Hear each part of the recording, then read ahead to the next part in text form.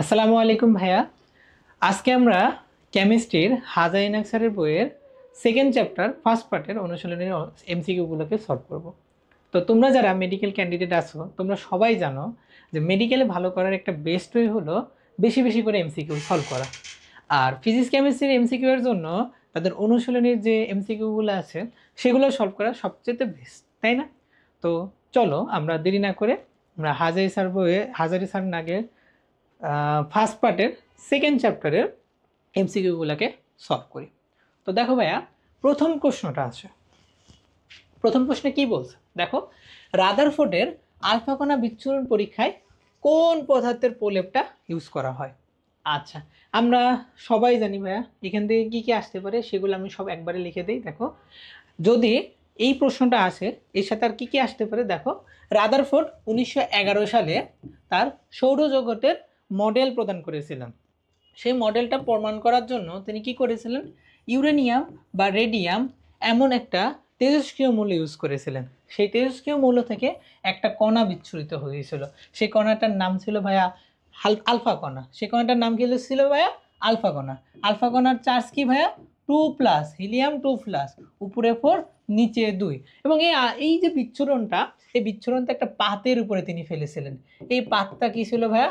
স্বর্ণের পাত। কিসের পাত ভাইয়া? স্বর্ণের পাত। তার পুরুত্ব কত ভাইয়া ছিল? পুরুত্ব ছিল হচ্ছে 0.00004 সেন্টিমিটার, অথবা 4 × 10⁻5 সেন্টিমিটার, -5 সেন্টিমিটার, অথবা 4 × 10⁻7 মিটার। ওকে, এবং এই যে পাতটা যখন ফেলা হলো এখান থেকে আলোক কণা বিচ্ছুরণ হলো। এই যে বিচ্ছুরণ হলো, এবং এই বিচ্ছুরণটাকে তিনি ফাইন্ড আউট করার জন্য চারদিকে তিনি জিঙ্ক সালফাইড দিয়ে দিল। এই জিঙ্ক সালফাইডে আলোর কণা যখন পড়লো তখন কি তৈরি করলো ভাইয়া? অনুপ্রভা তৈরি করলো। কি তৈরি করলো? অনুপ্রভা তৈরি করলো। তাহলে এই সবগুলো আমাদের এমসিকিউ এর জন্য খুবই ইম্পর্টেন্ট। 1911 সালে রাদারফোর্ড সোলার মডেল আবিষ্কার করেছিলেন, যেখানে তিনি তেজস্ক্রিয় মৌল ইউরেনিয়াম বা রেডিয়াম থেকে আলফা কণা বিচ্ছুরণ করলেন স্বর্ণের পাতের উপরে। স্বর্ণপাতের দৈর্ঘ্যগুলো একটু মনে রাখবা ভাইয়া বিভিন্ন এককে, যা অনুপ্রভা তৈরি করলো জিঙ্ক সালফাইডের উপরে। খুবই ইম্পর্টেন্ট ভাইয়া, zinc sulphide, not zinc sulphate. আমরা কিন্তু এখানে ভুল করি। ওকে, আই গেস তোমরা বুঝতে পারছো। 2 নম্বর কোশ্চেন আসো ভাইয়া, কি বলছে দেখো, 3p অরবিটালের বেলায় n ও l এর মান নিচের কোনটি হবে? চলো আমরা ভাইয়া এই রিলেটেড সবগুলা জিনিস একবারে শিখে আসি, তাহলে তোমার জন্য পড়াটা ইজি হবে। আমরা সবাই জানি ভাইয়া কোয়ান্টাম সংখ্যা হলো n l m s। Quantum সংখ্যা n এর ভ্যালু 1 থেকে শুরু হয়, পর্যায়ক্রমিকভাবে 2 3 4 এভাবে আগাইতে থাকে। l এর ভ্যালু কত হয় ভাইয়া? n-1 থেকে শুরু হয় এবং পর্যায়ক্রমিকভাবে আগাইতে থাকে। তাহলে l এর ভ্যালু যখন n এর ভ্যালু যখন 1, l এর ভ্যালু কত হবে? n-1, 0 হবে। 0 মানে s অরবিটাল। যখন হবে n এর ভ্যালু 2, l এর ভ্যালু হবে ভাইয়া কত? 2-1, 1, এটা হবে p অরবিটাল। 3 এর ক্ষেত্রে হবে 2, হবে d অরবিটাল। 4 এর ক্ষেত্রে হবে ভাইয়া 3, হবে হলে f অরবিটাল। মনে রাখবা, l হলো উপশক্তি স্তর, সেখানে আমাদের অরবিটালগুলো আছে। ওকে, আর m এর ভ্যালু কত হবে ভাইয়া?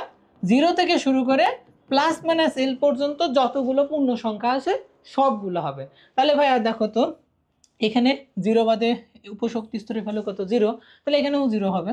কিন্তু পি এর ক্ষেত্রে খেয়াল করে দেখো ভাইয়া, পি এর ক্ষেত্রে মানে এল এর ক্ষেত্রে পি অরবিটালে এল এর ভ্যালু কত? 1।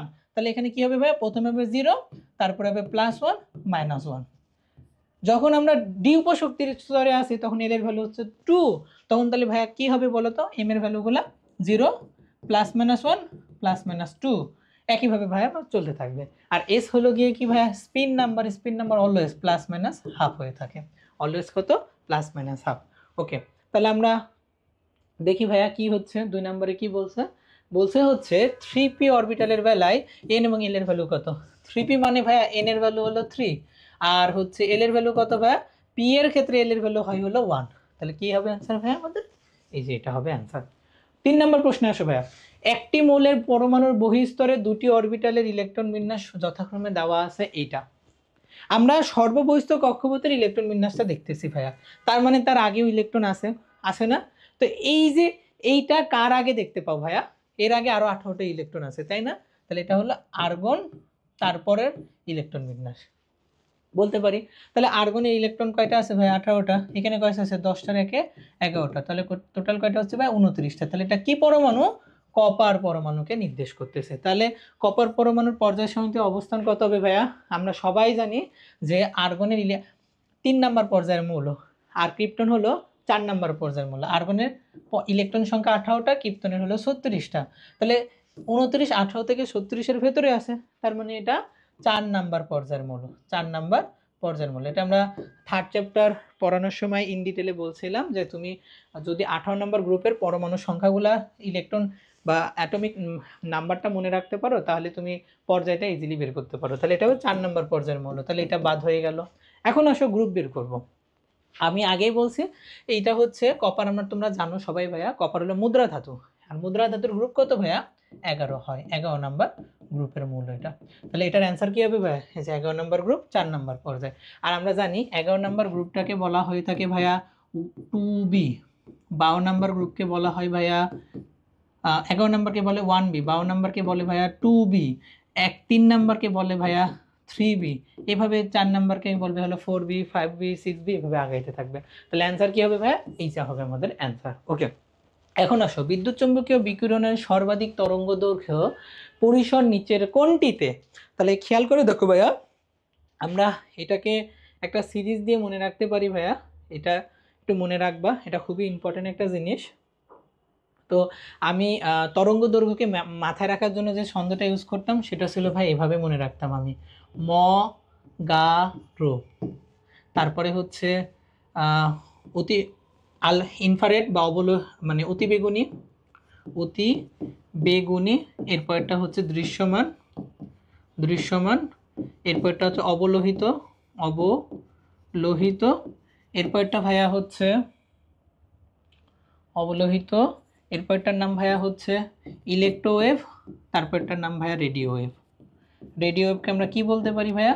রেডিও ওয়েভকে আমরা টিভি রেও বলতে পারি, একই কথা, টিভি ওয়েভ বলতে পারি। আচ্ছা, তাহলে এইখানে খেয়াল করে দেখো ভাইয়া, মতে হলো মহাজাগতিক রশ্মি, মহাজাগতিক। গতে হলো গামারে, কি রে? গামারে। এই রতে রঞ্জন রশ্মি বা এক্স রে।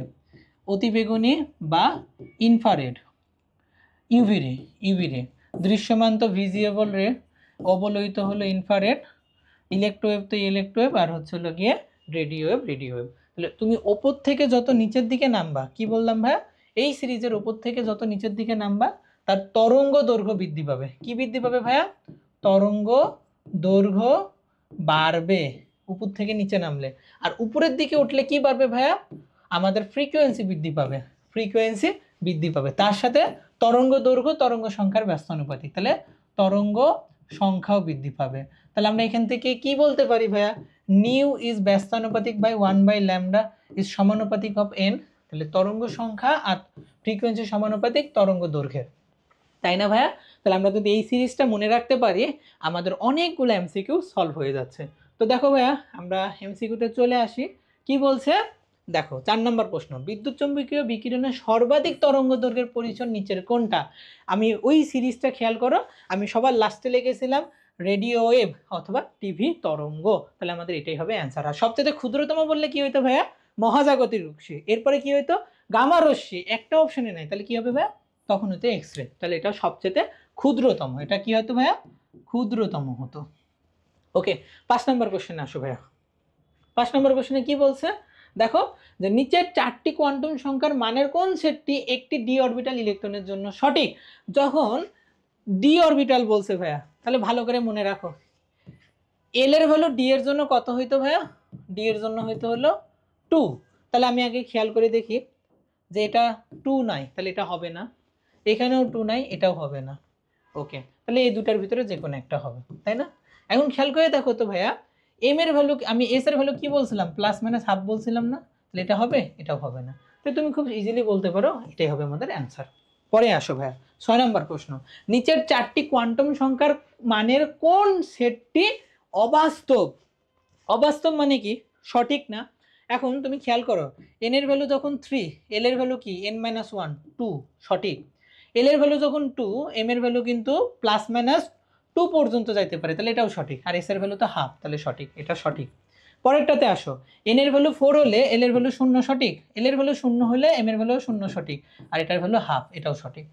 কিন্তু 3 নাম্বারটা খেয়াল করো ভাইয়া, এন এর ভ্যালু 3 হইলে এল এর ভ্যালু 2 হইতে পারে, কারণ আমরা জানি এল এর ভ্যালু n-1, কিন্তু এল এর ভ্যালু যদি 2 হয় এম এর ভ্যালু কত হবে ভাইয়া, প্লাস মাইনাস এল আর 0, প্লাস মাইনাস এল থেকে 0 পর্যন্ত, তাহলে কি -3 হইতে পারে?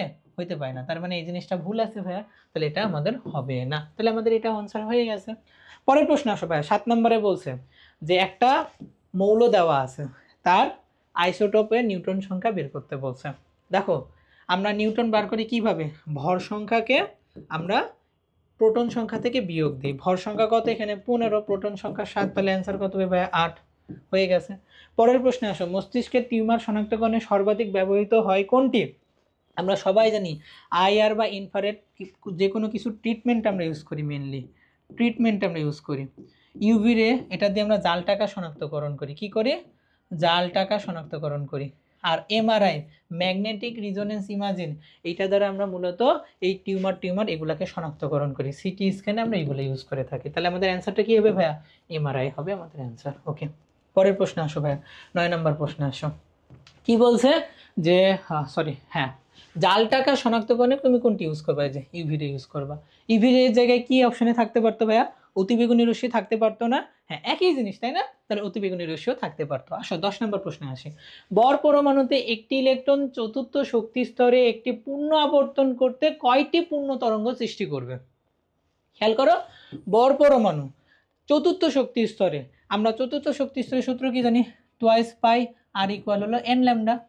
তাহলে n এর ভ্যালু কত? চতুর্থ শক্তি স্তরে n এর ভ্যালু 4 ল্যামডা, তাহলে কয়টা পূর্ণ তরঙ্গ? 4টা পূর্ণ তরঙ্গ তৈরি করবে। 11 নম্বরে আসো ভাইয়া, সোডিয়ামের শিখা পরীক্ষায় তরঙ্গ দৈর্ঘ্যের বর্ণালী তৈরি হয় কত? 590। ভাই এটা একটু কষ্ট করে মনে রাখবে, এটা ডিরেক্ট মনে রাখবে, 590 ন্যানোমিটারের তরঙ্গ দৈর্ঘ্য তৈরি হয়। এখন আসো ভাই 52 নম্বর প্রশ্ন, কি বলছে? রিডবার্গের ধ্রুবকের মান কত? দেখো ভাইয়া, রিডবার্গের ধ্রুবকের মান খুবই ইম্পর্টেন্ট একটা কোয়েশ্চেন, আমরা কয়েকটা ভ্যালু একসাথে মনে রাখবো। দেখো রিডবার্গের ধ্রুবকের অ্যাকচুয়াল ভ্যালুটা কি ভাইয়া? 10 96 78 ইন্টু আমরা বলে রাখবো 23 সেন্টিমিটার ইনভার্স। ওকে, তো এইটা হলো কি অ্যাকচুয়াল ভ্যালু। এটাকে আমরা আরেকভাবে যদি রিপ্রেজেন্ট করি কি লিখতে পারি বলো তো ভাইয়া? 10 96 78 সেন্টিমিটার নিচে লিখতে পারি। তাহলে এটাকে যদি আমি একটু শর্ট করে লিখি তাহলে আমরা কি লিখতে পারি?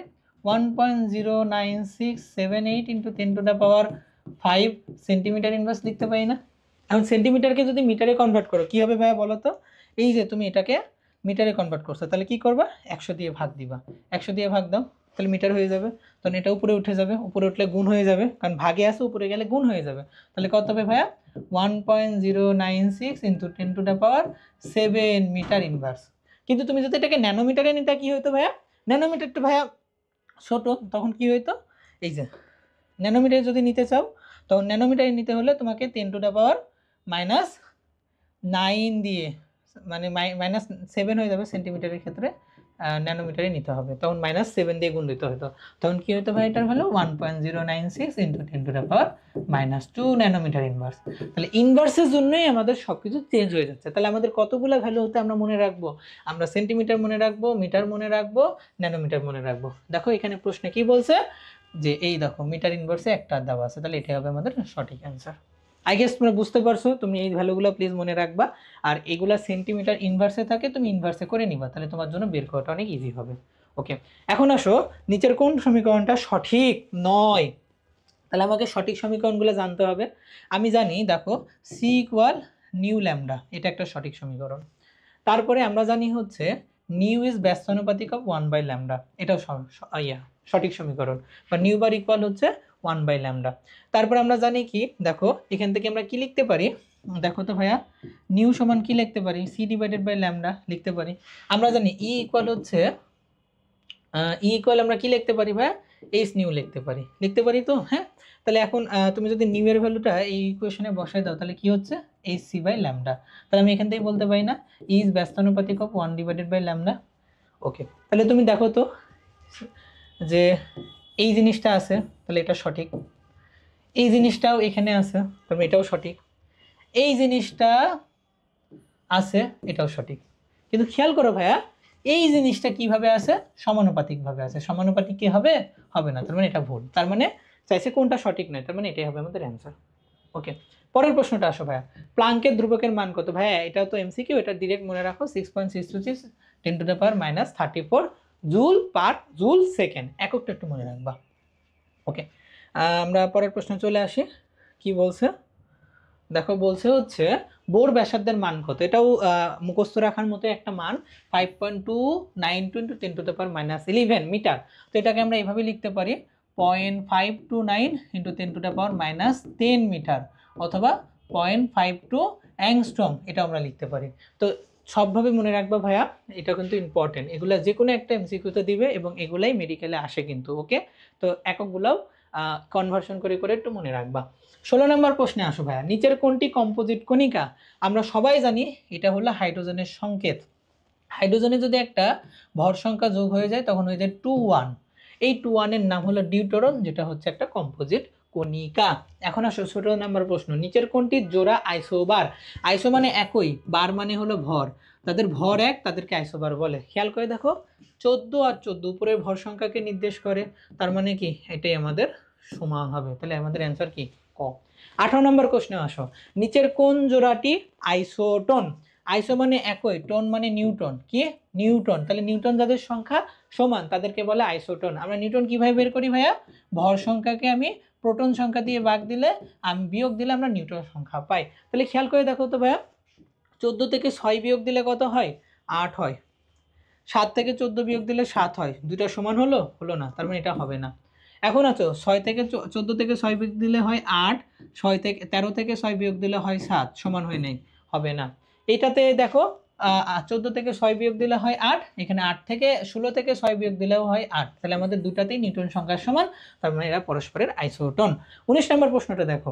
নিচের কোনটি ডি ব্রগলির সমীকরণ নামে পরিচিত? তোমরা জানো কোয়ান্টাম বলবিদ্যায় কয়েকটা খুবই ফেমাস সূত্র আছে, তার ভিতরে একজনের সূত্র হলো ডি ব্রগলির সমীকরণ। তিনি কি বলেছিলেন যে অ্যাট এ টাইম আমরা দুটা জিনিস বার করতে পারি, তরঙ্গ দৈর্ঘ্য এবং ভরবেগ। কিভাবে? কিন্তু একটা বার করলে আরেকটা আমাদের একটু ভুল হয়ে যায়, তখন আমরা বলি তরঙ্গ দৈর্ঘ্য ভরবেগের ব্যস্তানুপাতিক। তাহলে এই যে ল্যামডা, এটা দিয়ে আমি তরঙ্গ দৈর্ঘ্য জানতে পারি, তরঙ্গ দৈর্ঘ্যের হিসাবটা পাই। আর এই যে এমভি, এটা দিয়ে আমি ভরবেগের হিসাবটা করতে পারি, ভরবেগের হিসাবটা করতে পারি। তাহলে তরঙ্গ দৈর্ঘ্য এবং ভরবেগ এই দুটার আমরা আইডিয়া পাই হতে ডি ব্রগলি সমীকরণ থেকে। এবং এই সমানুপাতিকটা তুলে দেওয়ার জন্য তিনি কি করলেন? তিনি একটা কনস্ট্যান্ট ইউজ করলেন, সেটার নাম কি? এইচ। ওকে, প্লাঙ্ক ধ্রুবকের কনস্ট্যান্ট। তাহলে আমাদের সূত্রটা কি হচ্ছে? Lambda equal H divided by MV. Okay, আচ্ছা, পরের প্রশ্ন আসো ভাইয়া। আমরা কততে ছিলাম? 19 নম্বরে। আমরা 20 নম্বর প্রশ্নে চলে আসি। কি বলছে? কৌণিক ভরবেগের সমীকরণটি কোনটি? আমরা সবাই জানি ভাই mvr equal nh divided by twice pi. আচ্ছা, পরের প্রশ্ন আসো। 21 নম্বরে কি বলছে? আচ্ছা, কোন নীতির ভিত্তিতে মূলত ইলেকট্রন সমূহ অরবিটালে বিন্যস্ত হয়? আমরা জানি যে আমাদের কতগুলো সূত্র আছে, এর ভেতরে হুন্ডের নীতিটা আমাদের হবে না। পাউলার বর্জন নীতি, একটা ইলেকট্রনের 4টা কোয়ান্টাম সংখ্যা কখনোই সমান হইতে পারে না। হুন্ডের নীতি সর্বোচ্চ অযুগ্ম ইলেকট্রনের জন্য সঠিক, এবং আউটবাউন্ড নীতিটাকে বলা হয় বিল্ডিং আপ নীতি। এখানে কি হয়? ইলেকট্রন সমূহ আগে নিম্ন শক্তির অরবিটালে প্রবেশ করে, এরপরে উচ্চ শক্তির অরবিটালে প্রবেশ করে। এই যে এসপিডিএফ, এক একটা অরবিটালের শক্তি এক এক রকম, এক একভাবে ইলেকট্রন প্রবেশ করে। তো এটা আউটবাউন্ড নীতি দিয়ে আমরা ইউজ করে থাকি, বা বিন্যস্ত নীতিটা বলতে পারি। আসো 22 নম্বর প্রশ্ন। মৌলের যে কোনো উপশক্তি স্তরে ইলেকট্রন ধারণ ক্ষমতা নির্ণয়ের সূত্র কোনটি? ভাইয়া আমি একবারে সবগুলা বলে দেই। যদি বলে শক্তি স্তরে সর্বোচ্চ কতটি ইলেকট্রন থাকতে পারে, তাহলে তার অ্যান্সার হবে হলো 2n²। এবং যদি বলতো শক্তি স্তরে অরবিটাল কয়টা থাকতে পারে, তাহলে তার অ্যান্সার হইতে হলো n²। তাহলে এটা হলো শক্তি স্তর, প্রধান শক্তি স্তরের ইলেকট্রন সংখ্যা বললে এটা হইতো। আর যদি বলতো শক্তি স্তরের অরবিটাল সংখ্যা কয়টা, তখন তার এটা হইতো গিয়ে ইকুয়েশন। ওকে, যদি বলতো উপশক্তি স্তরে কয়টা ইলেকট্রন থাকতে পারে, তাহলে সূত্র হইতো 2 × 2l + 1। এটা কি ভাইয়া? উপশক্তি স্তরে ইলেকট্রন সংখ্যা, এটা দিয়ে বের করব। আর যদি উপশক্তি স্তরে অরবিটাল বলে, তাহলে 2 দিয়ে ভাগ, অর্থাৎ 2l + 1। এটা হচ্ছে উপশক্তি স্তরে অরবিটাল সংখ্যা, অরবিটাল সংখ্যা। ওকে, তাহলে মনে রাখবা ভাইয়া, শক্তি স্তরে যদি ইলেকট্রন সংখ্যা বলে তাহলে আমরা কোন সূত্র ইউজ করব? টুয়াইস এন স্কোয়ার, বারবার এটা আসবে। অরবিটাল সংখ্যা যদি বলে প্রধান শক্তি স্তরে তাহলে এন স্কোয়ার। উপশক্তি স্তরে ইলেকট্রনের সংখ্যা বললে 2 × টুয়াইস এল প্লাস 1। উপশক্তি স্তরে অরবিটাল সংখ্যা বললে টুয়াইস এল প্লাস 1। আমরা এটা দিয়ে মনে রাখবো। তাহলে দেখো ভাইয়া, আমার প্রশ্নে বলছে হচ্ছে যে মৌলের উপশক্তি স্তরে ইলেকট্রন ধারণ ক্ষমতা, তাহলে অ্যান্সারটা কি হবে ভাইয়া? 2 × টুয়াইস এল প্লাস 1, এটা হবে আমাদের অ্যান্সার। ওকে, পরের প্রশ্নে আসো ভাইয়া।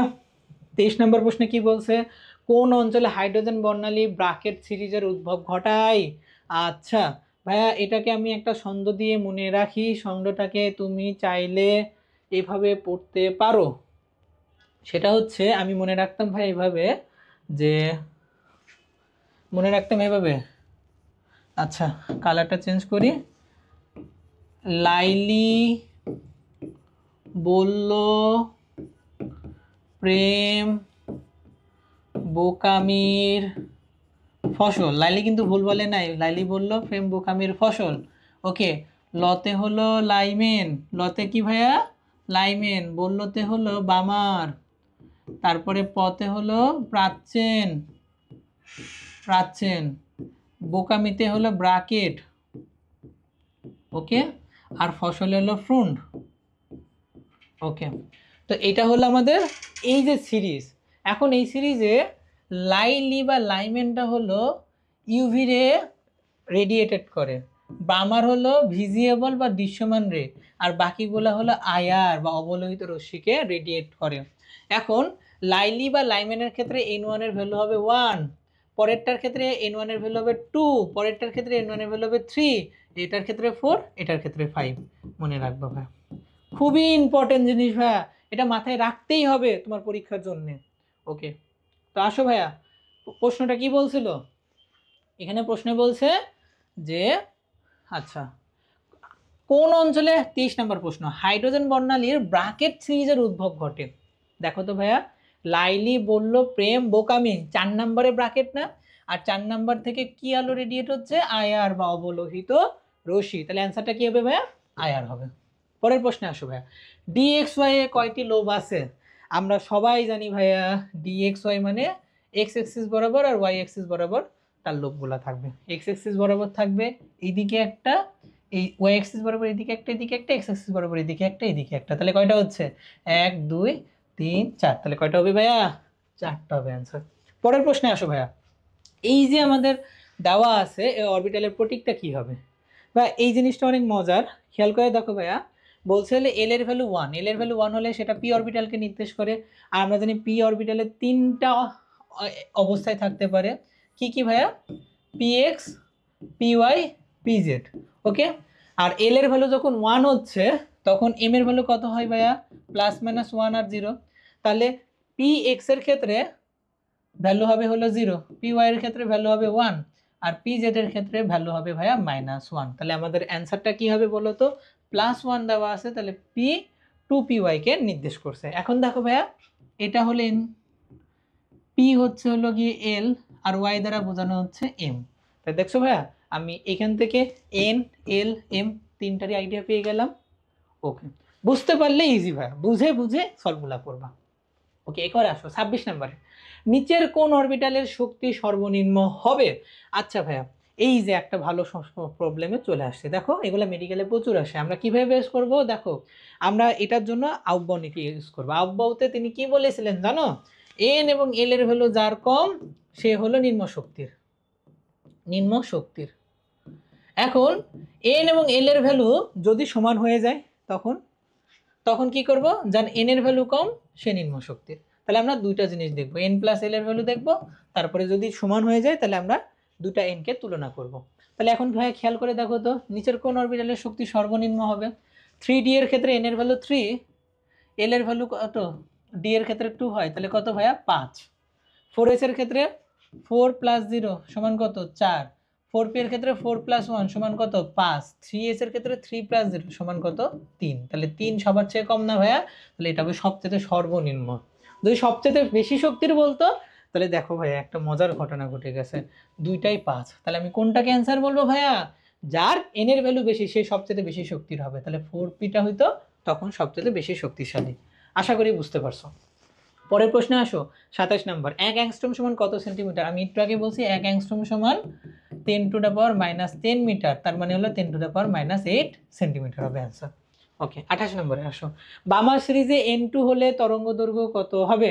আচ্ছা আচ্ছা, আমরা স্লাইডে করতেছি, জাস্ট আমি আগে ইনফরমেশনগুলোকে বলে দিই। বামার সিরিজ মানে কত? 2 নাম্বার না, লাইলি বলতে বামার, তাহলে n1 এর ভ্যালু কত? 2, n2 এর ভ্যালু কত ভাইয়া? 3। আচ্ছা, এখন আমাকে তরঙ্গ দৈর্ঘ্য বের করতে বলছে, চলো ভাইয়া আমরা এটাকে বের করি। তাহলে ভাইয়া আমি তো n1 জানি 2, n2 জানি 3, আর হচ্ছে হলো রিডবার্গের ধ্রুবকও জানি। আমাকে তরঙ্গ দৈর্ঘ্য চাইছে। আমরা জানি নিউ ইকুয়াল হচ্ছে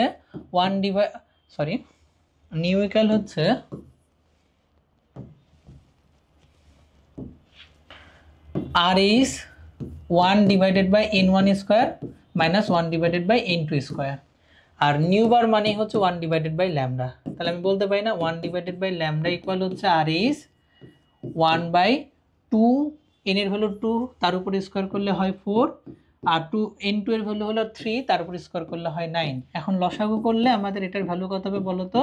4 9 36, এপারে হবে 9, উপরে হবে 4। আশা করি তোমরা সবাই লসাগু পারো। আর এইস এর ভ্যালু হবে 5/36। এখন 1/λ ভ্যালু যদি আর এইস ইন্টু 5/36 হয়, তাহলে বলো তো তরঙ্গ দৈর্ঘ্য চাইছে, তাহলে ল্যামডার ভ্যালুটা কত হবে? 1/r(h) into 36/5।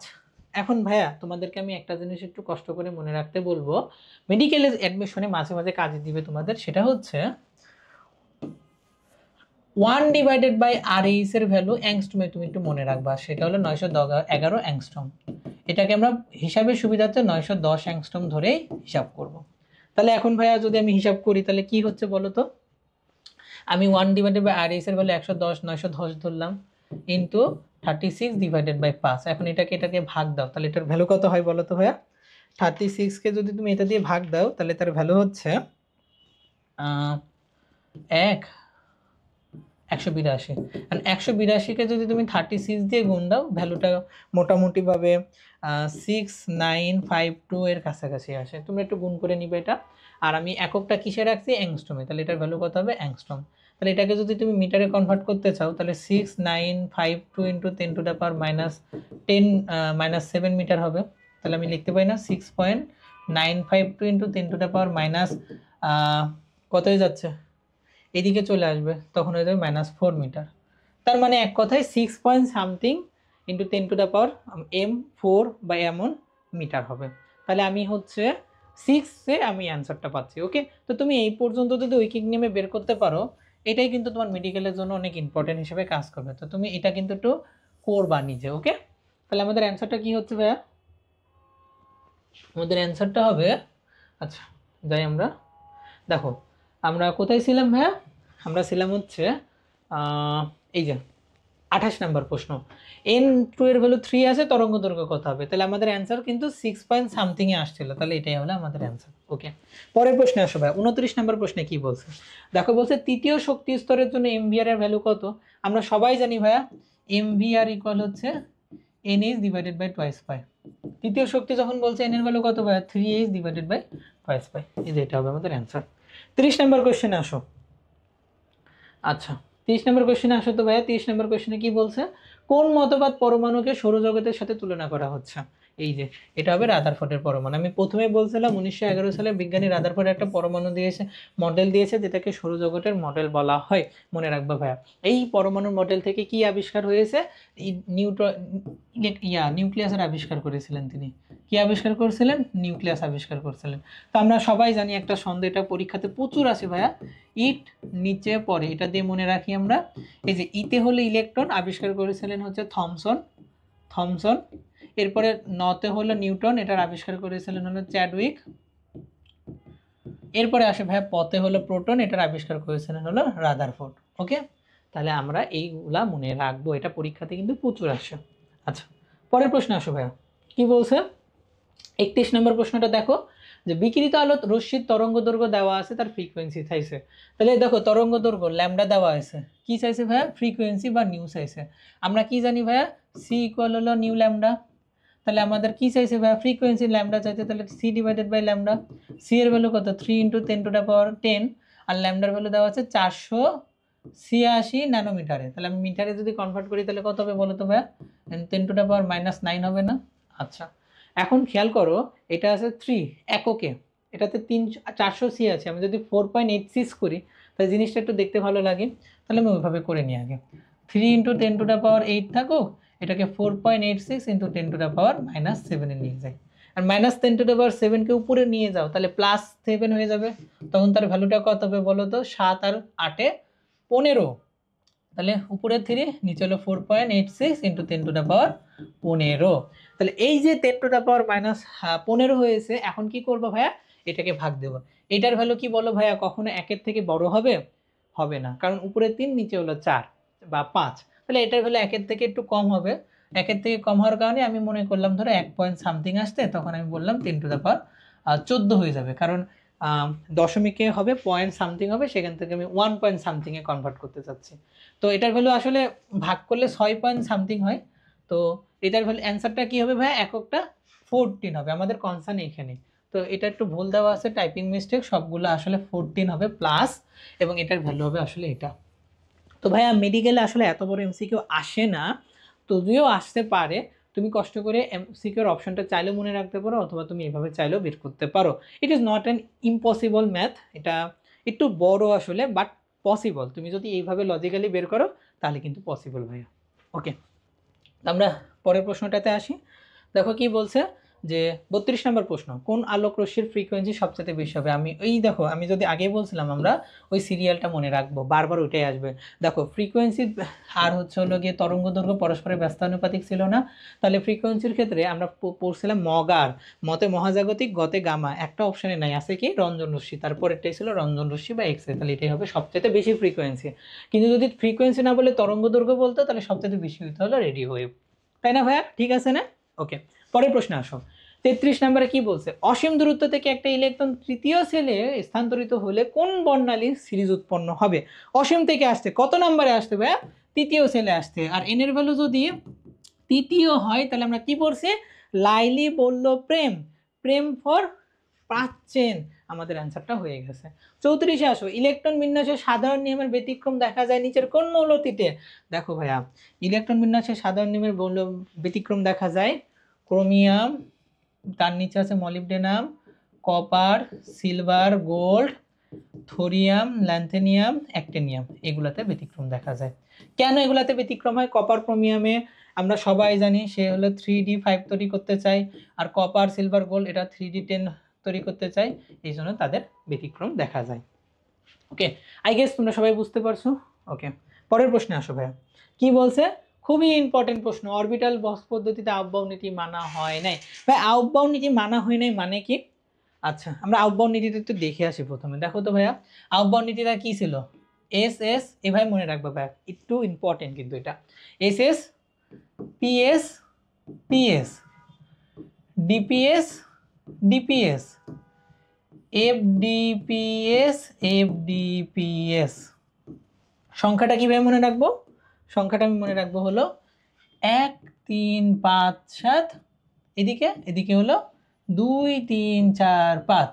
সংখ্যাটা এবার লেখার পরে সিরিয়ালি বসাও। 3-এর আগে কত? 2, 3-এর পরে 4, 5-এর আগে 4, তার আগে 3, 5-এর 4-এর পরে 5, 5-এর পরে 6, এদিকে 7-এর আগে 6 5 4, 5 6 7 8। তাহলে এইভাবে ইলেকট্রনগুলো আসে। তাহলে কি ভাইয়া বলো তো? সবার আগে ইলেকট্রন প্রবেশ করবে এখানে, তারপরে প্রবেশ করবে এখানে, তারপরে যাবে এখানে, এরপরে এখানে, এখানে এখানে, এরপরে এখানে এখানে এখানে, এভাবে আগাইতে থাকবে। বুঝতে পারছো আই গেস? এখন তোমার প্রশ্নে বলা হচ্ছে, দেখো কি বলছে, টুয়াইস এস টুয়াইস পি। দেখো তো ঠিক আছে না?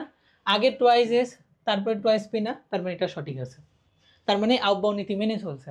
3s এর পরে 3p, দেখো তো 3s এর পরে 3p আছে না? তাহলে এটাও মেনে চলছে। এরপরে দেখো তো 4s আগে 3d পড়ে না? এই দেখো 4s তারপরে 3d, তাহলে এটাও মানছে। কিন্তু 5s আর 5p এর ক্ষেত্রে খেয়াল করে দেখো ভাইয়া, এই দেখো 5p এরপরে 5s, এটা মানে নাই। এই জন্য আমাদের এইটার ব্যতিক্রম হচ্ছে। ওকে, আই গেস তোমাদের বোঝাইতে পারছি। আচ্ছা, মনে রাখবে এটা। এরপরে আসো 36 নম্বর প্রশ্ন। কি বলছে দেখো, যে M3-তে আয়নে 23টি ইলেকট্রন থাকলে এম এর পারমাণবিক সংখ্যা কত? M3+ একটা আয়ন, তাহলে তিনটা ইলেকট্রন সে ত্যাগ করছে না, তিনটা ইলেকট্রন সে ত্যাগ করে ফেলছে, তাহলে তার ইলেকট্রন হয়েছে 23টা, তাহলে 23-এর সাথে 3 যোগ করে দাও, কত হয়? 26। 26 মানে কি? সে আয়রন, তাহলে ইলেকট্রন সংখ্যা কয়টা পাবে? 26টা। ক্রোমিয়াম পরমাণুতে বিজোড় বা অযুগ্ম ইলেকট্রন আছে কয়টা? খুবই ইম্পর্টেন্ট প্রশ্ন ভাইয়া। ক্রোমিয়াম কত? ক্রোমিয়াম হলো 24। সে কি অবস্থায় থাকতে চায়? আর্গনের পর 4s3d, তাই না? 4s2 হয়, 3d 4 হয়। কিন্তু ভাইয়া এখানে আছে এক্সেপশনাল, সে স্টেবিলিটি অর্জন করতে চায়, এই জন্য 4sটা 4s-এ থাকতে পারে না, 4s1 হয়ে যায়, 3d 5 হয়ে যায়। এখন আমি যদি একটু বক্সে লিখি তাহলে কি হবে বলো তো? 3d এর ক্ষেত্রে কত হবে? 1 2 3 4, তাহলে 1 2 3 4 5টা ইলেকট্রন, আর 4s এর ক্ষেত্রে আছে একটা ইলেকট্রন। তাহলে সর্বশেষ কক্ষতে অযুগ্ম ইলেকট্রন কয়টা আছে ভাই দেখো তো? 1 2 3 4 5 6। অ্যান্সার কত হবে ভাইয়া? অ্যান্সার হবে ভাইয়া 6টি। খুবই ইম্পর্টেন্ট একটা প্রশ্ন। পরের প্রশ্ন আসো ভাইয়া। কি বলছে? নিচের কোন পরমাণুতে ডি অরবিটাল ইলেকট্রন আছে? আমরা সবাই জানি ভাইয়া ডি ব্লক মৌলগুলোতে ডি অরবিটাল ইলেকট্রন থাকে। স্ক্যানেডিয়াম থেকে শুরু করে জিঙ্ক পর্যন্ত ডি ব্লকের মৌল, তাহলে এটা হবে ডি ব্লকের। আর্গনটা ভাই আমরা সবাই জানি পি, ক্যালসিয়ামটা এস ব্লকের, সালফারটা হলে এস ব্লকের মৌল, পটাশিয়াম এস ব্লকের মৌল। পরের প্রশ্ন আসো ভাইয়া। কি বলছে? কোন বিকিরিত রশ্মির তরঙ্গ দৈর্ঘ্য দেওয়া আছে? ল্যামদা দেওয়া আছে, আমাদের কি চাইছে? শক্তি চাইছে। তো আমরা এটাকে একটু যতটুকু পারি করি। দেখো কি বলছে, তরঙ্গ দৈর্ঘ্য দেওয়া আছে, তার শক্তি চাইছে, তাহলে আমরা শক্তি সমান কি লিখতে পারি ভাই বলো তো? hc/λ লিখতে পারি না? হ্যাঁ। এখন ভাইয়া দেখো তো, এই এইচ এর ভ্যালু কত? 6.6 × 10⁻34। সি এর ভ্যালু কত? 3 × 10⁻10 8। ওকে, আর ল্যামদার ভ্যালু দেওয়া আছে ভাই ন্যানোমিটারে, আমি মিটারে করে নিব, তাহলে 820 × 10⁻9 মিটার হবে। এখন ভাইয়া এটা 6, এটা 3, এটা আসে 820, বেমানান না? আমরা 8.26 করে নিই, তাহলে 8.20 যদি করি, এখানে একটা দশমিক হবে, তখন এটা -9 থেকে কত হয়ে যাবে বলো তো ভাইয়া? এটা -9 থেকে -7 হয়ে যাবে, তাই না? এখন আমরা -7টাকে উপরে কি গেলে +7 হবে, তখন কত হবে? উপরে নিয়ে গেলে 8 আর 7 হয়ে গিয়ে হবে 17। 17কে যদি 34 দিয়ে বিয়োগ দাও, 7 4 14 আর কে 15, তাহলে 34কে যদি 15 দিয়ে বিয়োগ দাও তাহলে হচ্ছে -19। কত হয়? -19। তাহলে আমরা মানে শর্টকাটে করতেছি, আমরা এখান থেকে মুছে দিলাম, এটাও মুছে দিলাম, এটাও মুছে দিলাম। ওকে, তাহলে আমাদের কত হচ্ছে ভাইয়া? 10⁻19 হচ্ছে। এখন 6 আর 3-এ কত হয় ভাইয়া? 18, আর 8 দিয়ে যদি ভাগ দাও, ইন্টু 10⁻19 আছে, এটার ভ্যালু অবভিয়াসলি 2 পয়েন্ট সামথিং হবে, তো 2.4 হবে, 10⁻19, এটাই হবে আমাদের অ্যান্সার। অবশ্যই এককটা কিসে হবে? জুলে হবে। তাহলে আমাদের এটাই হচ্ছে অ্যান্সার। আশা করি বুঝতে পারছো, তুমি জাস্ট কনভার্সনটা করবে। মাথা ঠান্ডা রেখে যদি তুমি কনভার্সনটা করতে পারো না ভাইয়া, অবভিয়াসলি তুমি পারবা, কঠিন কিছু নেই বলে। পরের প্রশ্ন আসো ভাইয়া, সেম কোশ্চেন, এটা হোমওয়ার্ক, তোমরা নিজেরা করে দেখবা। সেম কোশ্চেন বলছে তরঙ্গ দৈর্ঘ্য দেওয়া আছে, শক্তি বের করতে বলছে। ইকুয়েশন কি হবে? E = hc/λ, এই সূত্র দিয়ে করবা। এখন আসো ভাইয়া 42 নম্বর প্রশ্নে কি বলছে, যে 3D অরবিটালের জন্য m এর কোন সেটটা সঠিক হবে? দেখো তো ভাইয়া, 3D মানে কত? n এর ভ্যালু কত? 3, আর হচ্ছে d এর ভ্যালু কত হবে ভাইয়া? মানে l এর ভ্যালু কত হবে? d এর জন্য l এর ভ্যালু হয় ভাইয়া 2, তাহলে l এর ভ্যালু যখন 2, তাহলে m এর ভ্যালু কত হবে ভাইয়া? +-2 পর্যন্ত, এই যে +-2 পর্যন্ত, তাহলে এটাই হবে আমাদের সঠিক অ্যান্সার। ওকে, 43 নম্বর কোশ্চেনে আসো ভাইয়া। 43 নম্বর কোশ্চেনে বলছে, এই যে ইকুয়েশন রিডবার, এটা আমাদের সমীকরণ, আমরা সবাই জানি। এখন লাইম্যান সিরিজের ক্ষেত্রে n1 এর ভ্যালু কত? দেখো কে বলছে? Lyman series. লাইলি বললো প্রেম বোকামির ফসল, তাহলে লাইম্যান সিরিজ, n এর ভ্যালু হবে 1। পরের প্রশ্নে আসো, পরমাণুর কোন দুটি কণিকা পরস্পরের সমান হয়? আমরা সবাই জানি এইটা হলো আমাদের পরমাণু, যার কেন্দ্রে আসে হচ্ছে কি বলো? কেন্দ্রে কি আছে? এই বাবাজি আছে, এই বাবাজি হচ্ছে নিউক্লিয়াস, যার ভিতরে আছে প্রোটন এবং নিউট্রন, আর এখানে ঘুরতেছে হলো ইলেকট্রন। আমরা সবাই জানি এই প্রোটন এবং এই ইলেকট্রনের সংখ্যা সমান, কিন্তু চার্জ হলো বিপরীত। কিন্তু নিউট্রনটা মাঝে মাঝে ফ্ল্যাকচুয়েট করে, কমও হয় বেশিও হয়। হাইড্রোজেন এমন একটা পরমাণু যার কোনো নিউট্রন নাই। আচ্ছা, তাহলে আমাদের কোন দুটো সমান হবে ভাইয়া? ইলেকট্রন এবং প্রোটন। আচ্ছা ওকে, এখন আসো পরের প্রশ্নে। আচ্ছা 45 নম্বর প্রশ্নটা দেখো ভাই, বলছে কি উচ্চ শক্তির অরবিটাল নিচের কোনটি? উচ্চ শক্তির অরবিটাল তাহলে মানে কি এন প্লাস এল দেখবো।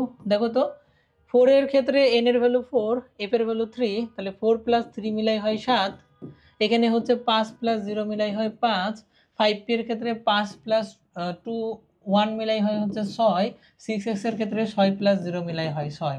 তাহলে সবচেয়ে বেশি কার হচ্ছে ভাইয়া? 7 মানে 4 এর। সবচেয়ে কম কার হচ্ছে ভাইয়া?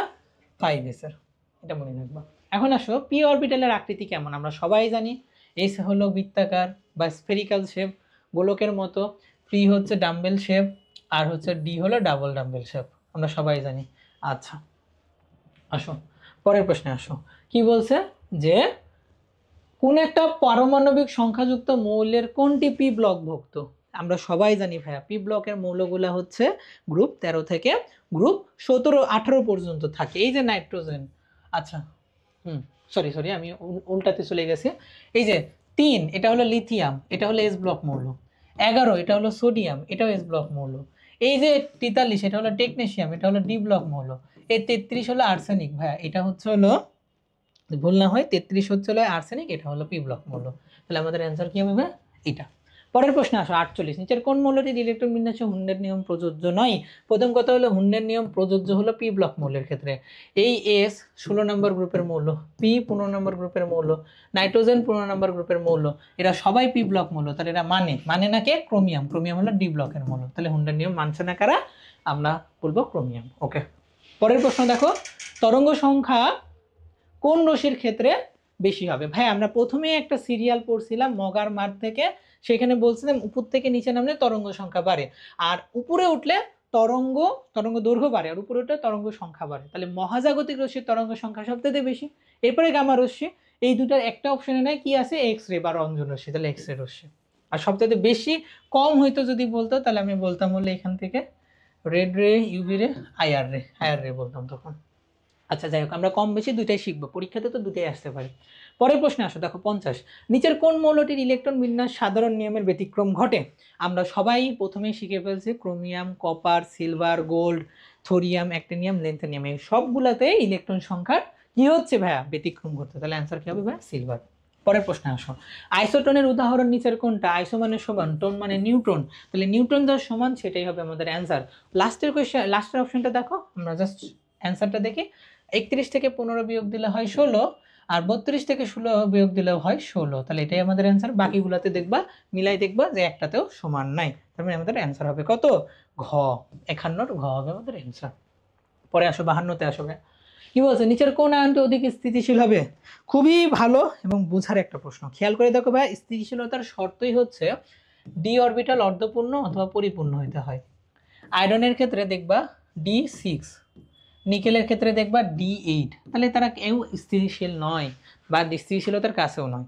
কিন্তু কপার প্লাসের ক্ষেত্রে দেখবা D10, কপার 2 প্লাসের ক্ষেত্রে দেখবা D9, তার মানে এরা মোর স্পেসিফিকভাবে স্থিতিশীল।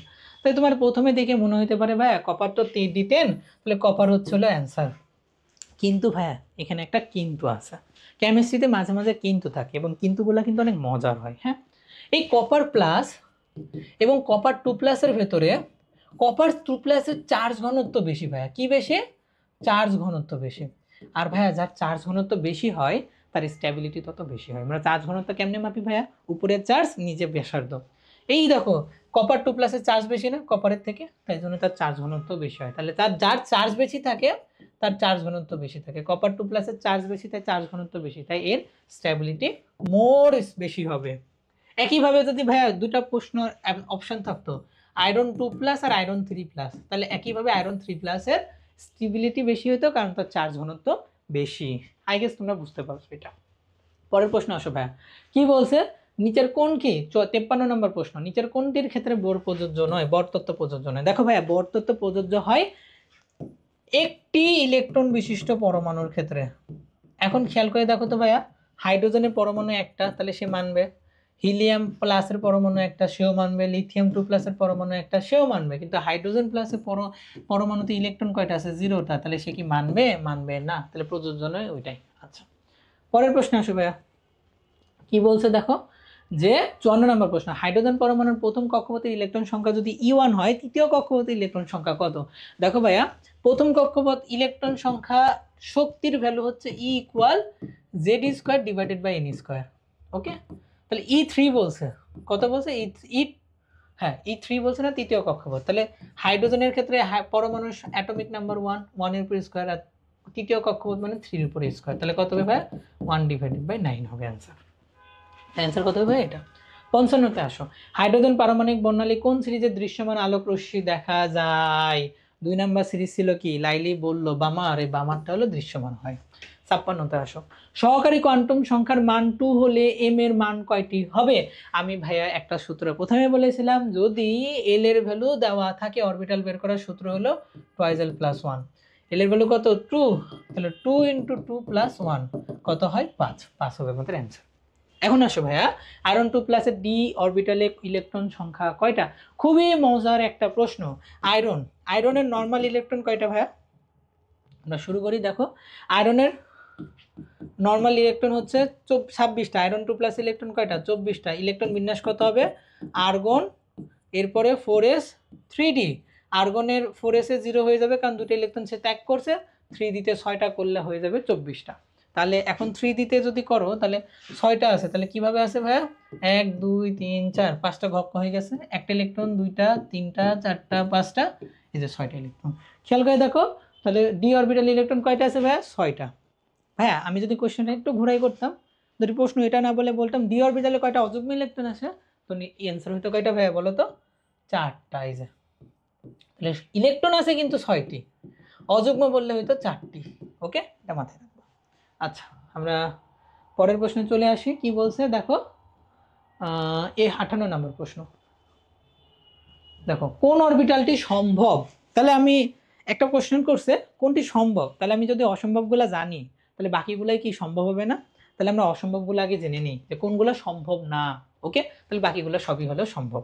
তো আমি একটা সিরিয়াল মনে রাখবা তোমরা এভাবে, SPDF। এখন এটা লেখো 1, এটা লেখো 2, এটা লেখো 3, এটা লেখো 4। এরপরে মনে রাখো 1P 2D 1D 4, সরি এটা 2 হবে, এটা 3 হবে। তারপরে 4D 4F, সরি, হ্যাঁ ঠিক আছে। আচ্ছা, আমি একটু ভুল বলছি, তোমরা একটু আবার ইয়া করে নাও, ঠিক করে নাও। দেখো, 1S 2P 3D 4F, এর আগের কোনো কিছু সম্ভব না। 2P এর আগে 1P, এটা সম্ভব না। 3D এর আগে 2D 1D, এটাও সম্ভব না। 4F এর আগে 3F 2F 1F, এগুলা সম্ভব না। তাহলে কোনগুলা সম্ভব না ভাইয়া? সম্ভব না হচ্ছে এই কয়টা সম্ভব না। এরপরে যতগুলো হবে সবগুলো হবে সম্ভব। তাহলে এখানে প্রশ্ন বলছে কি ভাইয়া, যে কোনটি সম্ভব? দেখো তো, আগে আমরা অসম্ভবগুলো দেখি। 3F, এই দেখো 3F, এটা অসম্ভবের ভিতরে ফেলছে। 2D, দেখো তো, এই যে 2D, এটা অসম্ভবের ভিতরে ফেলছে। এখন হচ্ছে 1P, দেখো তো, এটা আমি অসম্ভবের ভিতরে ফেললাম না। তাই তুমি যদি অসম্ভবগুলো জানো, তাহলে বাকিগুলো কি সম্ভব হবে না? তাহলে এটা এইভাবে মনে রাখাটা সহজ না ভাইয়া। মনে রাখবা SPDF 1 2 3 4, তার আগে যা আছে সবই অসম্ভব, পরে যা আছে সব কি সম্ভব। ওকে, তাহলে এটা হবে আমাদের অ্যান্সার। পরের প্রশ্ন 59। পরমাণুর দ্বিতীয় কক্ষপথের প্রথম ইলেকট্রনটির কৌণিক ভরবেগ নির্ণয়ের সমীকরণ কোনটা? আমরা সবাই জানি MVR ইকুয়াল হলো NH ডিভাইডেড বাই 2 পাই। কত গ্রাম বলছে? দ্বিতীয় কক্ষপথ বলছে, তাহলে 2H ডিভাইডেড বাই 2 পাই, পাই পাই কাটে 2 2 কাটে গেলে H ডিভাইডেড বাই পাই হবে আমাদের অ্যান্সার। এটা হবে গ নাম্বার অ্যান্সার। 60 নম্বর কোশ্চেনে দেখো, নিচের কোনটির ক্ষেত্রে বোরের পরমাণু মডেল প্রযোজ্য? একটি ইলেকট্রন বিশিষ্ট পরমাণুর ক্ষেত্রে প্রযোজ্য। তাই হিলিয়াম 2+ ইলেকট্রন কয়টা ভাই? একটি, তাহলে এটাই হবে আমাদের অ্যান্সার। আসো আমরা 61 নম্বরে চলে আসি। কি বলছে, যে পরমাণুর তৃতীয় শক্তি স্তরে মোট অরবিটাল সংখ্যা কত? একটা পরমাণুর তৃতীয় শক্তি স্তর মানে প্রধান শক্তি স্তর বলছে। প্রধান শক্তি স্তরে অরবিটাল সংখ্যার বের করার সূত্র হলো N²। তাহলে আমি দিয়ে দাও 3², তাহলে কত হবে ভাই? 9 হবে আমাদের অ্যান্সার। পরের প্রশ্ন আসো, ক্যালসিয়াম পরমাণুর সর্ববস্থিত স্তরে দুটি ইলেকট্রনের 4টি কোয়ান্টাম সংখ্যার কোন সেটটি প্রযোজ্য? ক্যালসিয়াম পরমাণুর ইলেকট্রন সংখ্যা কয়টা ভাইয়া? 20টা। তার সর্বশেষ ইলেকট্রনটা 4s অরবিটালে প্রবেশ করে। তাহলে এখানে n এর ভ্যালু কত? 4। l এর ভ্যালু কত ভাই? s এর জন্য 0। l এর ভ্যালু 0 হলে m এর ভ্যালু কত ভাই? 0। s এর ভ্যালু কত হবে ভাই? ± ½। আমাদের অ্যান্সার কি হবে ভাই? এই যে আমাদের অ্যান্সার হবে ক নাম্বারটা। আসো 63 নম্বর কোশ্চেনে আসো। কপার পরমাণু সর্ববস্তু কক্ষপথের 4s ইলেকট্রনটার 4টি কোয়ান্টাম সংখ্যা লিখো। এখন ভাইয়া খুব ভালোভাবে মনে রাখবা, কপার পরমাণুর ক্ষেত্রে আমরা কোথায় লিখি, এখানে লিখি। ধরো কপার পরমাণুর ইলেকট্রন সংখ্যা 29টা। ইলেকট্রন বিন্যাস কি, আর্গনের পর 4s 3d। ইলেকট্রন আগে কোথায় প্রবেশ করে, 4s এ, তাহলে 2টা ইলেকট্রন এখানে প্রবেশ করবে, 9টা ইলেকট্রন এখানে প্রবেশ করবে, হয়ে গেছে তো 29টা। এখন কী হবে, স্টেবিলিটির জন্য একটু ব্যতিক্রম হবে, যে এটা একটা ইলেকট্রন ত্যাগ করবে, এই একটা ইলেকট্রন গ্রহণ করবে, এই হয়ে যাবে 1, এই হয়ে যাবে 10। এখন কথা হলো ভাইয়া, এই যে 4s1 লিখলাম, এই কত নাম্বার ইলেকট্রন বলো তো?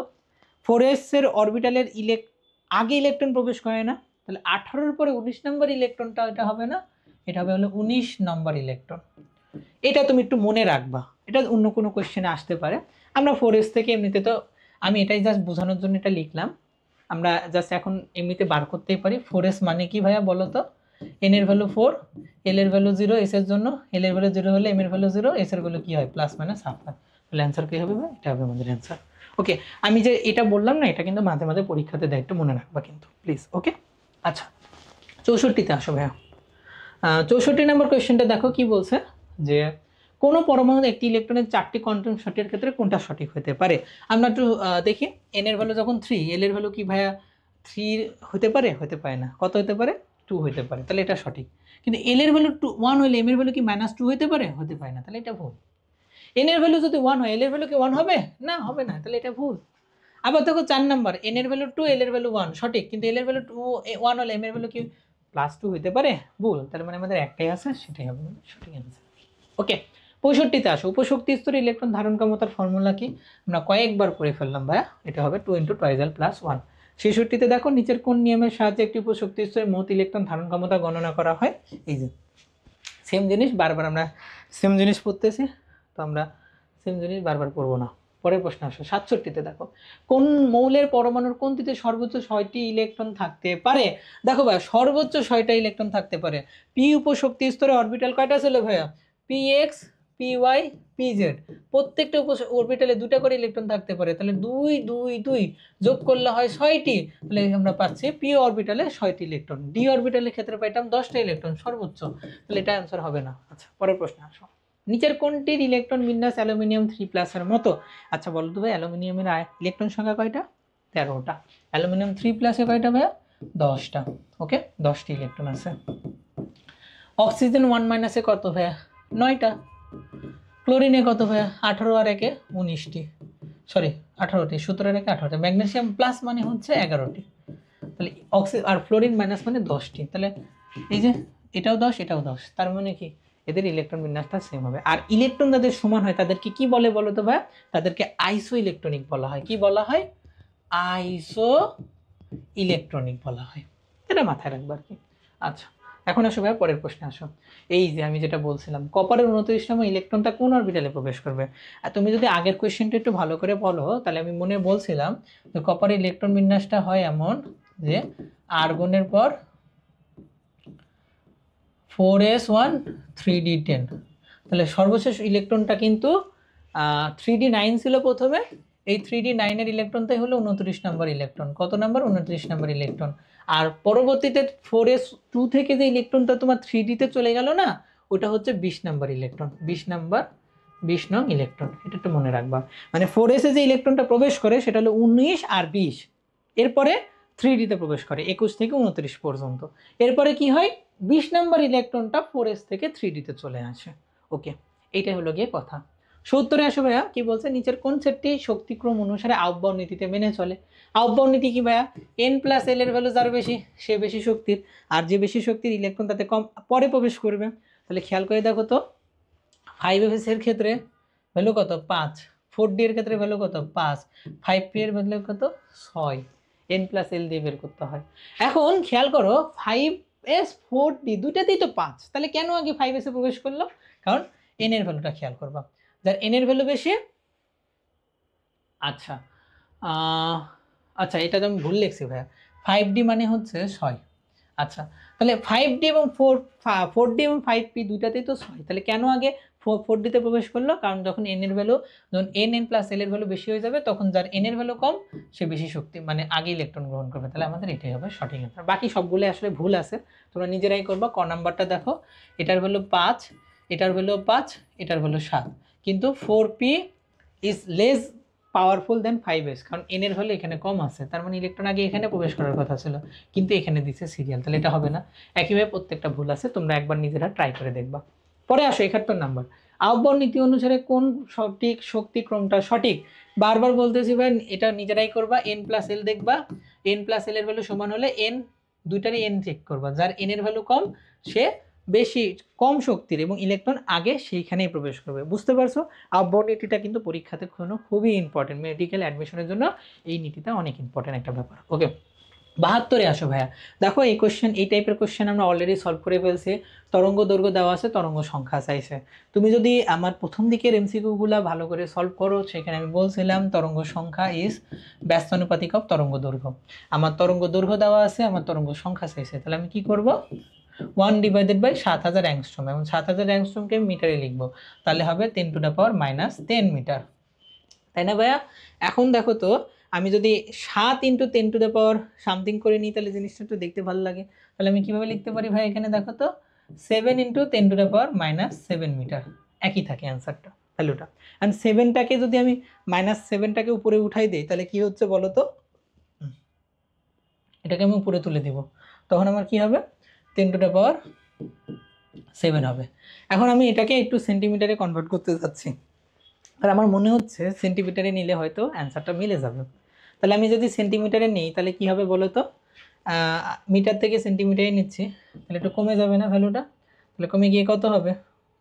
ইনভার্স, এটা তো ইনভার্সে আছে, এটা কি নিচে আসছিল উপরে উঠছে, ইনভার্স হয়ে গেছে না? তাহলে যখন তুমি মিটার ইনভার্স থেকে সেন্টিমিটার ইনভার্সে নিবা, বেসিক্যালি মিটার থেকে সেন্টিমিটারে নিলে 100 দিয়ে গুণ হয়, কিন্তু মিটার ইনভার্সে আছে ভাইয়া।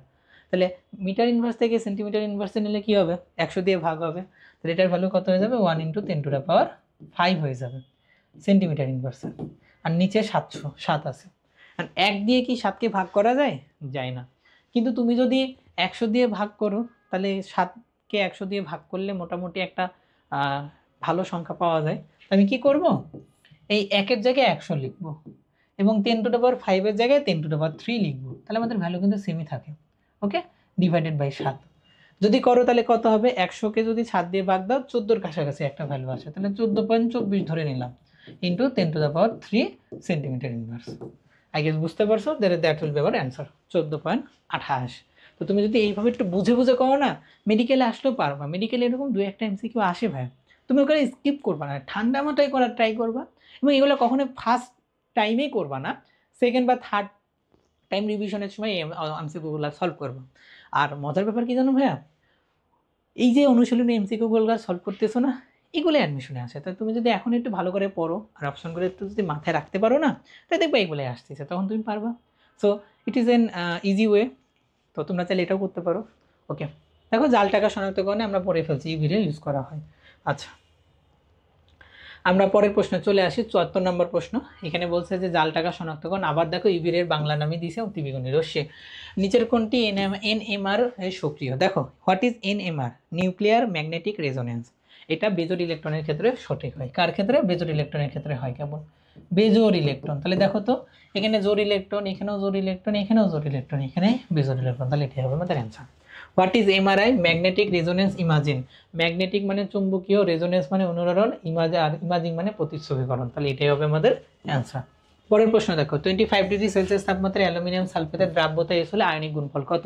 চলো ভাইয়া, আমরা দ্রাব্যতা রিলেটেড আমরা এমসিকিউগুলো একটু দেখে ফেলি। দেখো ভাইয়া, আমরা এইভাবে মনে রাখতে পারি, সেটা হচ্ছে যখন তোমাকে একটা যৌগ দিয়ে বলবে এবি, তখন তার আমরা সবগুলা দ্রাব্যতা যদি এস ধরে ঐকিক নিয়মে সলভ করি, তাহলে এর দ্রাব্যতা গুণফল হবে s²। কীভাবে হচ্ছে ভাইয়া? এই একটাই আমরা একটা দেখব, এরপরে যদি A2B হয় বা AB2 হয়, তাহলে তার দ্রাব্যতা গুণফল হবে 2 আর 1 মিলাই হলো 3, এস এর উপর কিউব, এর উপর 4 হবে, তাহলে 4s³। কীভাবে হলো এটা ভাইয়া?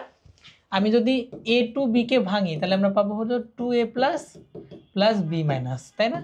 তাহলে আমরা এখন যদি এটার দ্রাব্যতা এস ধরে নিই, এটার দ্রাব্যতা এস ধরে নিই, তাহলে কি হচ্ছে 2s এর উপর স্কোয়ার ইন্টু এস, তাহলে কি হয় 4s স্কোয়ার ইন্টু এস, সেখান থেকে হয় হলো 4s কিউব। তাহলে আমাদের অ্যান্সার কি 4s কিউব। আমরা এভাবে বের করি। ওকে, এবার যদি A3B অথবা AB3 এই ফরম্যাটের যৌগ পাও, তাহলে এটার ভ্যালু কত হবে 3 আর 1 মিলাই হয় হচ্ছে 4, তাহলে S5 S4 3-এর উপর কিউব করলে হয় 27। এরপরে যদি তুমি A2B3 অথবা A3B2 এই ফরম্যাটে পাও, তাহলে কি হবে 3 আর 2 মিলাই হয় 5, আর হচ্ছে 3-এর উপর কিউব করলে 27, 2-এর উপর হোল স্কোয়ার করলে 4, 27 আর 4-এর গুণফল হয় 108। তো এইভাবে মনে রাখতে পারো। তাহলে এগুলো হলো আমাদের কি বের হলো বলো তো ভাইয়া, দ্রাব্যতা গুণফল বা কেএসপি বের করলাম আমরা। তাহলে আমাদের এস দেওয়া থাকলে আর এইগুলা যদি দেওয়া থাকে এই ফরম্যাট, তাহলে আমি এইভাবে বসাই দিব, তাহলে আমাদের কেএসপিটা বের হয়ে যাবে। আই গেস তোমরা বুঝতে পারছো। আমি তাও আরেকটা বের করি A2B3 ফরম্যাটে, like aluminium sulphate, aluminium sulphate. Okay, তাহলে কি হবে দেখো তো, এটাকে যদি তুমি ভাঙো, যেহেতু এরা দুর্বল আয়ন, তাহলে এরা উভধর্মী সাইন দিয়ে ভাঙবে, তখন হবে কি বলতো Al3+2 plus 2 sulphate 3 sulphate 2 minus. তাহলে এটা যদি এস ধরে নাও দ্রাব্যতা, এটারও এস ধরে নাও দ্রাব্যতা, তাহলে দ্রাব্যতা গুণফল কত হবে কেএসপি সমান হবে হচ্ছে 2s তার উপরে স্কোয়ার ইন্টু 3s তার উপরে হোল কিউব। তাহলে কত হচ্ছে ভাইয়া 4s square into 27s cube. তাহলে এটার ভ্যালু কত হয় ভাইয়া 108 s টু দ্য পাওয়ার 5। তাহলে এই 108 s টু দ্য পাওয়ার 5, এখানে আমি কি 108 s টু দ্য পাওয়ার 5 লিখছি, তাহলে কি সেম না? তাহলে এইভাবে আমরা বের করতে হয়। তো আমরা এটা মনে রাখবো, এটা হলো শর্টকাট টেকনিক, এটা দিয়ে আমরা অনেকগুলো এমসিকিউ সলভ করতে পারবো। তো আসো ভাইয়া আমরা এমসিকিউগুলো দেখি কি বলছে। দেখো 25 ডিগ্রি সেলসিয়াস তাপমাত্রায় দ্রাব্যতা এস হলো অ্যালুমিনিয়াম সালফেটের আয়নিক গুণফল কত হবে। এটা কোন ফরম্যাটে আছে বলো তো ভাইয়া, A2B3 ফরম্যাটে আছে না, তাহলে তার দ্রাব্যতা গুণফল কত হবে 108s5। এই দেখো 108s5 হয়ে গেছে, অ্যান্সার শেষ। পরের প্রশ্ন দেখো, ম্যাগনেসিয়াম হাইড্রোক্সাইডের দ্রাব্যতা গুণফল কি দেওয়া আছে, কেএসপি দেওয়া আছে, সলিবিলিটি প্রোডাক্ট এত, তাহলে হাইড্রোক্সিল আয়নের ঘনমাত্রা চাইছে এস চাইছে, দেখছো। তাহলে আমরা কি করব ভাইয়া, কেএসপি AB2 ফরম্যাটে থাকলে তার কেএসপি কত হয় বলো তো 4s কিউব, পরে আসলাম 4s কিউবের ভ্যালু কত দেওয়া আছে দেখো তো 4 × 10⁻³ দেওয়া আছে না। তাহলে উভয় থেকে যদি তুমি 4 কেটে দাও, তাহলে এস এর ভ্যালু কত হবে বলো তো, এস এর ভ্যালু হবে 1/√3, আচ্ছা সরি √3 10⁻³ তাহলে কত হচ্ছে বলো তো, এইটার ভ্যালু হবে 10⁻⁻1। ঠিক আছে না, 10⁻⁻1 মানে কি 1/10 বা 0.1, এটা আমরা বলতে পারি। তাহলে এই যে আমি 0.1 বললাম, এটা কার ঘনমাত্রা বের হলো, এটা অ্যাকচুয়ালি ম্যাগনেসিয়ামের ঘনমাত্রা বের হলো। পুরো অপশনগুলো একটু ভুল আছে, হাইড্রোক্সিল হলে তোমার 2s হবে, তখন 2 × 10⁻⁻1, এটা হবে অ্যান্সার 0.1 0.2। আসলে অপশনে দেওয়া নেই, তাই তোমার অ্যান্সারটা আসলে এটাই হবে, ক নাম্বারই হবে অ্যান্সার। আশা করি বুঝতে পারছো। পরের প্রশ্নে আসি, দেখো কি বলছে 79 নম্বর প্রশ্ন। 30 ডিগ্রি টেম্পারেচার বাদ দাও, লেড সালফেট একটা যৌগ, তাতে দ্রাব্যতা গুণফল দেওয়া আছে, ঘনমাত্রা নির্ণয় করতে বলছে সালফেটের, কি দেওয়া আছে কেএসপি দেওয়া আছে, কি নির্ণয় করতে বলছে এস নির্ণয় করতে বলছে, কি ফর্মুলাতে আছে ভাইয়া এবি ফর্মুলাতে আছে। এবি ফর্মুলাতে থাকলে সলিবিলিটি প্রোডাক্ট এর ভ্যালু কত এস স্কোয়ার, সলিবিলিটি প্রোডাক্ট কত দেওয়া আছে 1.7 × 10⁻⁻5 আর এস স্কোয়ার, তাই না। তাহলে এস এর ভ্যালু কত হবে ভাইয়া √1.7 × 10⁻⁵। হ্যাঁ একটু সহজ করি, 1.7 এর জায়গায় আমরা 17 লিখি, কিন্তু 10⁻⁻4 হয়ে যাবে। এখন ভাইয়া 17কে আমরা যদি রুট করি তাহলে কি হয় ভাইয়া 4 পয়েন্ট সামথিং হয় ইন্টু 10⁻⁻2 হয়। তাহলে দেখো তো 4 পয়েন্ট সামথিং ইন্টু 10⁻⁻, আচ্ছা 6 হয়ে যায়, আসলে এটা 6 হলে এটা 3 হয়। তাহলে আমাদের অ্যান্সারটা কী হবে ভাইয়া, এটা হবে আমাদের অ্যান্সার। আশা করি তোমরা বুঝতে পারছো এটা, এইভাবে তোমরা সবগুলো অ্যান্সারই করতে পারো। আসো আমরা পরের প্রশ্নে আসি, কি বলছে 80 নম্বর প্রশ্ন, টেম্পারেচার বাদ দাও। আমরা বলছে যে সরি Z3PO4 জিঙ্ক ফসফেট এর দ্রাব্যতা গুণফল প্রকাশের জন্য কি করবা, এটা কোন ফর্মুলাতে আছে A3B2 তে আছে না, তাহলে কি হবে 108 × 10 এস এর উপরে 5 হবে, তাহলে কি এই যে 108 একটাতে আছে, তাহলে এটাই হবে আমাদের অ্যান্সার। দেখছো কত সহজ। এই যে একটা যৌগ দেওয়া আছে Ag2C2O4, এর ক্ষেত্রে দ্রাব্যতা গুণফল এর সম্পর্ক কি হবে দেখো তো, এটা কোন ফর্মুলাতে আছে A2B তে আছে না, এখানে সিলভার আছে হলে Ag প্লাস 2টা আছে আর C2O4 2 মাইনাস আছে, তাহলে কি হবে 4s কিউব হবে অ্যান্সার। পরের প্রশ্নটা দেখো, A2B3 ফরম্যাটে আছে, দ্রাব্যতা দেওয়া আছে, দ্রাব্যতা গুণফল চাইছে। তাহলে A2B3 ফরম্যাটে দ্রাব্যতা গুণফল সমান কত? 108 s⁵ না? তাহলে 108 ইন্টু দ্রাব্যতা দেওয়া আছে হচ্ছে 1.1 ইন্টু 10⁻², তার উপরে 5। তাহলে একের উপরে তুমি 5 দাও 10 দাও একই থাকে না? তাহলে আমি এটাকে আনচেঞ্জ রাখি, 108 ইন্টু 1.1, কিন্তু -2কে যদি 5 বার গুণ করে হয়ে যাবে হচ্ছে -10। এখন 1.108কে যদি আমি 1.08 লিখি তাহলে কি হয়ে যাচ্ছে? 10⁻² হচ্ছে না? তার সাথে 1.1 ইন্টু 10⁻10, তাহলে কি হচ্ছে? একের সাথে যাই গুণ করে একই থাকে, তার সাথে 10⁻8 হবে। তাহলে দেখো তো, এই যে আমাদের এটা হবে অ্যান্সার। মানে 10⁻8 তো ঠিক আছে তাই না, তার সাথে আমার যাই থাকুক একের সাথে, ওটা ব্যাপার না, এটাই হবে আমাদের অ্যান্সার। পরের প্রশ্নটা দেখো কি বলছে, একটা যৌগ তার কেএসপি দেওয়া আছে, দ্রাব্যতা গুণফল চাইছেন। এই যৌগটা কি ফরম্যাটে আছে? A2B ফরম্যাটে আছে। তাহলে 4s³ 4s³ এর ভ্যালু দেখো কত? এটা। তাহলে আমি যদি এখানে লিখি, মুছে দিই দাঁড়াও একটু, তাহলে দেখো এটা কোন ফর্মুলাতে আছে? A2B তে আছে, তার মানে 4s³ 4s³ এর ভ্যালু কত দেওয়া আছে? এটা। তাহলে 4s³ সমান আমি বলতে পারি হলো 4 ইন্টু 10⁻12। 4 4 কাটে, এস এর ভ্যালু হয় √10⁻12 √3। তাহলে এটা ভ্যালু হয় 10⁻⁻4। এই যে এটা হবে আমাদের অ্যান্সার। দেখছো কত সহজ জিনিস মেডিকেলে আসে এগুলা। আসো পরের প্রশ্ন, AB3 এর দ্রাব্যতা গুণফল দেওয়া আছে, দ্রাব্যতা চাইছে, কেএসপি দেওয়া আছে। AB3 ফর্মুলা হলে কেএসপির ভ্যালু কত হয় বলো তো? আমরা পড়ে আসলাম 27s4, সরি হ্যাঁ 27s4 ইকুয়াল কত দেওয়া আছে? 1.7 ইন্টু 10⁻, আচ্ছা আমি ভুল বলতেছি না, ঠিকই বলছি, 1.7 ইন্টু 10⁻12। তাহলে এখন খেয়াল করো তো এস এর ভ্যালু কী হবে? 1/7 27 10⁻12 এই যে 4, এরকম হবে না? অ্যান্ড 4কে যদি -12 দিয়ে মানে -12-র উপরে রুটমূল করো তাহলে কি হয়? 10⁻³ হয়। আর এটাকে যদি ভাঙাও তাহলে এটার ভ্যালু অবভিয়াসলি 1-এর থেকে কম হবে। তো ওইখান থেকে তুমি যদি করো তাহলে আমার এই ভ্যালুটা এখানে চলে আসে 5.5 ইন্টু 10⁻⁻4, কারণ 0 থেকে কম হয় তখন আমাদের ওইভাবে বের করতে হয়। তাই গেস বাকি অপশনগুলো দেখলে তুমি বুঝে যাবা যে বাকি অপশনগুলো ধারে কাছেও নেই, তাহলে এটাই হবে আমাদের অ্যান্সার। ওকে, পরের প্রশ্নে আসো, দেখো কি বলছো। পরের প্রশ্নটা দেখো 85 নম্বর প্রশ্ন, বলছে যে 50 ml সম্পৃক্ত দ্রবণে 5 গ্রাম ক্যালসিয়াম ক্লোরাইড আছে, প্রতি লিটারে ক্যালসিয়াম ক্লোরাইডের দ্রাব্যতা কত? খেয়াল করো, লিটারে দ্রাব্যতা চাইছে, 50 ml 5 গ্রাম ক্যালসিয়াম ক্লোরাইড আছে, তাহলে উইকিং নিয়মে করো না, 50 ml ক্যালসিয়াম ক্লোরাইড কত আছে? 5 গ্রাম। 1 ml কম থাকবে, 5/50, 100 ml বেশি থাকবে, তাহলে কি হবে? 5 ইন্টু 100/50, তাহলে কত হয় ভাইয়া? আচ্ছা 500 না 1000 ml হবে, তাহলে কত হবে ভাইয়া? 100। অ্যান্সার কত হবে ভাইয়া? 100 গ্রাম। এটাই হবে আমাদের অ্যান্সার। তবে কি নেমে করে দেবে, গ্রাম পার লিটারে আসে, দ্রাব্যতা সবসময় গ্রাম পার লিটারে করতে হয়। এখন দেখো পরের প্রশ্ন, ক্যালসিয়াম ফ্লোরাইডের সম্পৃক্ত জলীয় দ্রবণে ফ্লোরাইডের ঘনমাত্রা দেওয়া আছে, ক্যালসিয়াম ফ্লোরাইডের দ্রাব্যতা গুণফল কত? কি চাইছে? কেএসপি। কি দেওয়া আছে? এস দেওয়া আছে, কিন্তু ভাইয়া ফরম্যাটটা কি? AB2, তাহলে কি হবে ভাইয়া? 4s³। তাহলে 4s³ এর ভ্যালু দেওয়া আছে, 4s³ এর ভ্যালু বের করতে বলছে, তুমি যদি এস এর ভ্যালু জানো তাহলে 4s³ এর ভ্যালু বের করে দিবা, শর্টান করে তুমি এইভাবে করবা, তাই না? কিন্তু ভাইয়া এখানে একটা কিন্তু আছে, খেয়াল করো তো, এই যে ঘনমাত্রার একক কিসে দেওয়া বলো তো? গ্রাম পার লিটার, কিন্তু কিসে হবে? মোল পার লিটারে। তাহলে কি করতে হবে? আমাকে মোল পার লিটারে কনভার্ট করতে হবে। কেমনে করবো ভাইয়া? ফ্লোরাইডের ঘনমাত্রা দিয়ে ভাগ দিব, তাহলে তো বেড়ে যায়। তাহলে এই অঙ্কগুলো আশা করি মেডিকেলে আসবে না, আসলে একটু মনে রাখবা, এটা বের করতে হলে তোমাকে একে আগে 19 দিয়ে ভাগ দিতে হবে, দিয়ে যে ভ্যালুটা আসবে, যা বুঝতেই পারছো অনেক কমপ্লিকেটেড ম্যাথ, ওটাকে এখানে বসাইতে হবে, বসালে তোমার অ্যান্সারটা 2.0248 10⁻³ হবে।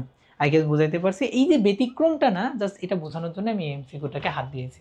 পরের প্রশ্নে দেখো কি বলছে, অধঃক্ষেপণের শর্ত কি? তোমরা সবাই জানো আয়নিক প্রোডাক্ট যদি সলিবিলিটি প্রোডাক্টের বেশি হয় অতিরিক্ত দ্রবণ অতিরিক্ত দ্রবণে অধিকৃত পড়ে। Answer okay. আচ্ছা পরের প্রশ্নে আসো ভাইয়া, কি বলছে 88 নম্বর প্রশ্নে, একটা যৌগ দেওয়া আছে, আয়নিক গুণফল নিচের কোনটা হবে? এ আর বি। তাহলে কি হবে, এর ঘনমাত্রা বি এর ঘনমাত্রার গুণফল। আচ্ছা, আয়নিক গুণফল বলছে, দ্রাব্যতা গুণফল বলে নাই। দ্রাব্যতা গুণফল বললে এস স্কোয়ার হতো। অনেকে আবার এটা দাগাই দিবে, নো আয়নিক গুণফল কি আইপি বলছে, ionic product not solubility product. মাথায় রাখবা কিন্তু ভাইয়া, আয়নিক প্রোডাক্ট না সলিবিলিটি প্রোডাক্ট। আয়নিক প্রোডাক্ট বলে ঘনমাত্রার গুণফল হবে জাস্ট। এখন বলছে দেখো পরের প্রশ্নটা তোমরা একটু নিজেরাই ট্রাই করো। এইরকম ফর্মেটে থাকলে কে এস পির ভ্যালু হয় হচ্ছে 4s কিউব। 4s কিউবের ভ্যালু দেওয়া আছে, এস এর ভ্যালু বের করতে বলছে। এটা তোমরা নিজেরা ট্রাই করবা, এটা হলো হোমওয়ার্ক। আচ্ছা, পরের প্রশ্নে আসো। দেখো 90 নম্বরে কি বলছে, একটা যৌগ দেওয়া আছে, দ্রাব্যতা কোনটাই বেশি হবে। খুবই মজার একটা প্রশ্ন। দেখো এটা একটু মনে রাখো, এটা হবে অ্যাসিডের, শক্তিশালী অ্যাসিড। খেয়াল করো এখানে আরেকটা শক্তিশালী অ্যাসিড আছে, সালফিউরিক অ্যাসিড। এটা তো প্রথমে বাদ, কার্বনিক অ্যাসিড দুর্বল অ্যাসিড। কেন এটা হলো, এটা না হয়ে, কারণ এখানে হাইড্রোজেন আয়নের ঘনমাত্রা কিন্তু অ্যাকচুয়ালি -5, কারণ তুমি বুঝতেই পারছো এখানে হাইড্রোজেন আয়ন 2 মোল আছে, কিন্তু এখানে হাইড্রোজেন আয়নের ঘনমাত্রা কিন্তু 0.1, মানে এখানে 10 আর এটা হলো গিয়ে 5, তার মানে এটা বেশি শক্তিশালী, তো এটাতে বেশি দ্রবণীয় হবে। যার ঘনমাত্রা বেশি হাইড্রোজেন আয়নের সাথে সেখানে বেশি দ্রবণীয় হয়। ওকে, পরেরটা দেখো A2B3, তাহলে কি হবে 108 × 10⁵ S⁵. এরপরে দেখো পরের প্রশ্নটা সেম, এটাও আমি বলবো যে তুমি হোমওয়ার্ক হিসেবে রাখতে পারো, তবে এত বড় প্রশ্ন মেডিকেলে আসে না। দ্রাব্যতার গ্রাম পার লিটারে আছে, তাহলে তোমাকে মোল পার লিটারে করতে হবে। মোল পার লিটারে কেমনে করবা, ফেরিক অ্যাসিডের আণবিক ভর 55, হাইড্রোক্সিলের আণবিক ভর হচ্ছে 17 × 3, এটা করে যে ভ্যালুটা বেরোবে ওই ভ্যালুটাকে তুমি 27s⁴ বসাবা। বসালে যেটা পাবে সেটাই হবে তোমার কেএসপির ভ্যালু বা সলিবিলিটি প্রোডাক্ট দ্রাব্যতা গুণফল। তো এত বড় এমসিকিউ, এত বড় অঙ্ক তোমার হচ্ছে বোর্ডের গ আর ঘতে আসে, আসলে মেডিকেল আসার কথা না আশা করি। পরে আসো, দেখো 93তে কি বলছে, শিক্ষা পরীক্ষাতে কোনটা কি বর্ণ দিবে। ভাইয়া দেখো শিক্ষা পরীক্ষায় কোনটা কি বর্ণ দিবে আমরা সবাই সবগুলো একসাথে শিখি, তাহলে আমাদের জন্য বেটার হয়। কি বলো ভাইয়া? তো দেখো আমরা সবাই জানি গ্রুপ এস ব্লকের মৌলগুলা 1 নম্বর গ্রুপ এবং 2 নম্বর গ্রুপের মৌলগুলা শিক্ষা পরীক্ষায় বর্ণ প্রদর্শন করে, আমরা এটা জানি না। 1 নম্বর গ্রুপে কি আছে বলো তো, সোডিয়াম, প্রথমে আছে কি lithium, sodium, potassium, rubidium, caesium, এগুলা। আর গ্রুপ 2তে কি আছে বলো তো, বেরিলিয়াম, ম্যাগনেসিয়াম, ক্যালসিয়াম, স্ট্রেনসিয়াম, বেরিয়াম আর রেডিয়াম, এগুলো আসে। এর মধ্যে দেখো লিথিয়ামটা হচ্ছে উজ্জ্বল লাল, কি ভাইয়া, উজ্জ্বল লাল, মনে রাখবা লিথিয়াম কি ভাইয়া, উজ্জ্বল লাল। সোডিয়াম কি ভাইয়া, সোনালী হলুদ, কি ভাইয়া, সোনালী হলুদ। তারপরে দেখো পটাশিয়াম কি ভাইয়া, পটাশিয়াম হচ্ছে হলো ভাইয়া বেগুনি, পটাশিয়াম কি ভাইয়া, বেগুনি। রুবিডিয়াম কি ভাইয়া, লালচে বাদামি, রুবিডিয়াম কি ভাইয়া, লালচে বাদামি। এরপরে আসো সিজিয়াম কি ভাইয়া, সিজিয়ামটা হচ্ছে ভাইয়া নীল, সিজিয়ামটা কি ভাইয়া, নীল। ওকে, এরপরে আসো ভাইয়া পরের প্রশ্ন, বেগুনি। আচ্ছা, বেরিলিয়াম এবং ম্যাগনেসিয়াম এটা হচ্ছে হলো বর্ণহীন, এরা হলো বর্ণহীন। এই ক্যালসিয়াম হলো ইটের মতো লাল, কিসের মতো লাল ভাইয়া, ইটের মতো লাল, ইটের মতো লাল। স্টেনশিয়ামও টকটকে লাল, কেমন, টকটকে লাল। আর রুবিডিয়ামটা কি, বেরিয়ামটা হচ্ছে কাঁচা আপেলের মতো সবুজ, কাঁচা আপেলের মতো সবুজ, আপেলের মতো সবুজ। আর হচ্ছে রেডিয়ামটাও লাল। তাহলে এইগুলা হচ্ছে শিক্ষা পরীক্ষায় 1 এবং 2 নম্বর গ্রুপের মৌলগুলার বর্ণ, মনে রাখবা পরীক্ষার জন্য প্রচুর ইম্পর্টেন্ট। বা এটা হলো সরি ভাই, এটা হলো শিক্ষা পরীক্ষায়, এটা কি পরীক্ষায়, শিক্ষা পরীক্ষা। কিন্তু ভাইয়া যদি শিক্ষা পরীক্ষা না বলে যদি তোমার হচ্ছে ইয়াতে নিয়ে যেত, ওই যে আমরা যখন কি বলে ওটাকে, আচ্ছা গ্লোবাল গ্যাসের ভিতরে নিয়ে যেতাম, তখন বর্ণটা চেঞ্জ হয়ে যেত। কি হতো তখন, সোডিয়ামের ক্ষেত্রে সে বর্ণটা যেটা সোনালী হলুদ ছিল না, সেটা পুরাটা সে শোষণ করে নিত, নিয়ে বর্ণহীন দেখাইতো। তাহলে বর্ণহীন কি পাইতাম, গ্লোবাল গ্যাসের ভিতরে সোডিয়ামকে। এরপরে আমাদের যে পটাশিয়াম আছে না, পটাশিয়ামের নর্মাল বর্ণ কি, বেগুনি, এটা ইনভার্স করে দিলে কি হয়, গোলাপি, তখন আমরা গোলাপি পাইতাম, কি পাইতাম, গোলাপি পাইতাম। এরপরে আমরা আসি হলো ক্যালসিয়াম, ক্যালসিয়ামের বর্ণ হলো লাল, এটাকে ইনভার্স করলে হয় সবুজ, আমরা হালকা সবুজ বর্ণ পাইতাম, নীলাভাব সবুজ, নীলাভাব সবুজ পাইতাম। আর হচ্ছে বেরিয়ামের ক্ষেত্রে পাইতাম হলুদাভাব সবুজ, কি পাইতাম ভাইয়া, হলুদ। ক্যালসিয়ামের ক্ষেত্রে হালকা সবুজ পাইতাম, হালকা সবুজ মনে রাখো, আর এটার ক্ষেত্রে হলো নীলাভাব সবুজ, সরি নীলাভাব সবুজ পাইতাম। তো এই বর্ণগুলো আমরা ক্লোবাল গ্যাসের ক্ষেত্রে পাবো।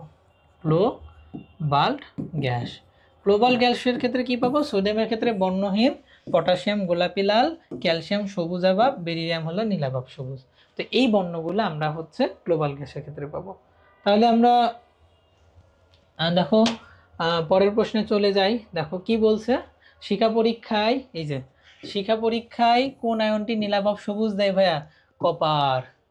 বেরিয়ামটা কাঁচা আপেলের মতো, পটাশিয়ামটা নীল দেয়, পটাশিয়ামটা বেগুনি, ক্যালসিয়ামটা ইটের মতো লাল, তাহলে কপার হবে নীলাভাব। আমরা আরো শিখবো, আরো দেখবো, তখন আসবে। শিখা পরীক্ষায় ইটের মতো লাল কে দেয় ভাইয়া?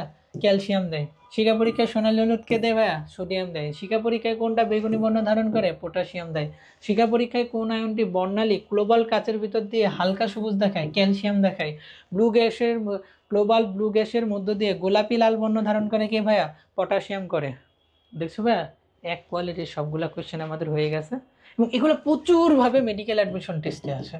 মাথায় রাখবা ভাই, প্রচুর আসে এগুলা কিন্তু মেডিকেল অ্যাডমিশন পরীক্ষায়। তাহলে এগুলা তুমি প্লিজ ওই শখটা মনে রাখো, ওই শখটা অনেক বেশি ইম্পর্টেন্ট। গ্রুপ 1 এবং গ্রুপ 2 এরা বর্ণ প্রদর্শন করে। ওকে, পরবর্তীতে প্রশ্নে আসো ভাইয়া।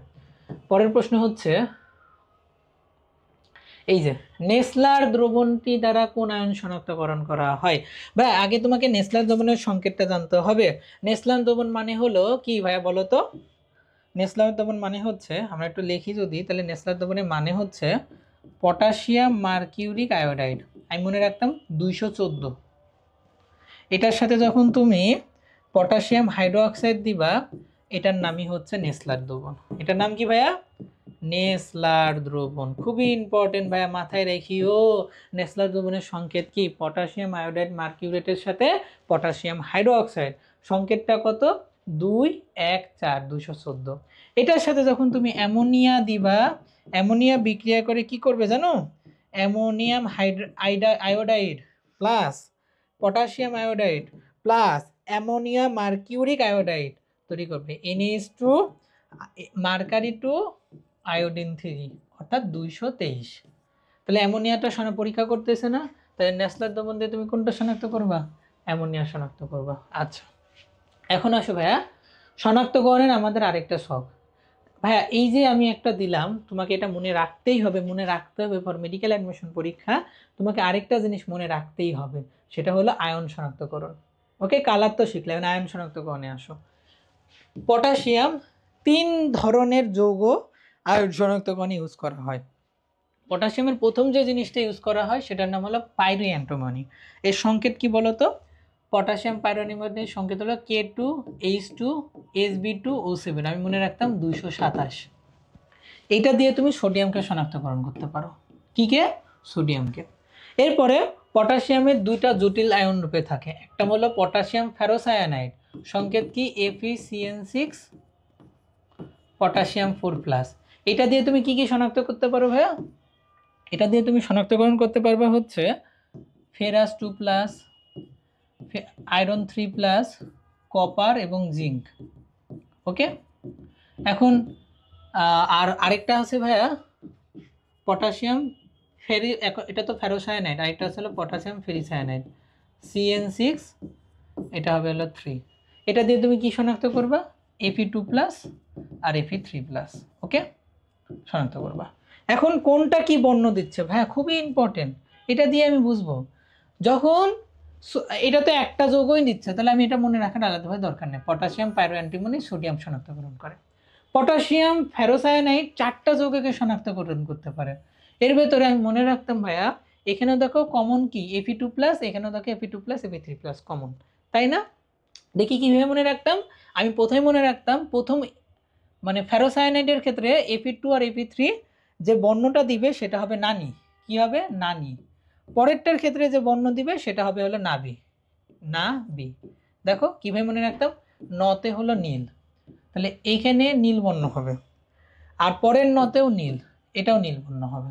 অর্থাৎ পটাশিয়াম ফেরোসায়ানাইডের আয়রন নীল বর্ণ ধারণ করে।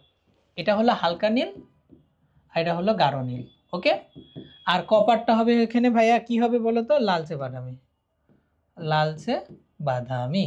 আর হচ্ছে জিঙ্কটা কি হবে ভাইয়া? সাদা হবে। ওকে, তো আমি এখান থেকে শনাক্তকরণ করতে পারি। যখন পটাশিয়াম ফেরিসায়ানাইডে দিবা তখন এই যে বর্ণ Fe2+ আছে এটা চেঞ্জ হয়ে যাবে। কী হবে বলো তো, হালকা নীল ছিল না এখানে, এখানে গাঢ় নীল হয়ে যাবে, গাঢ় নীল।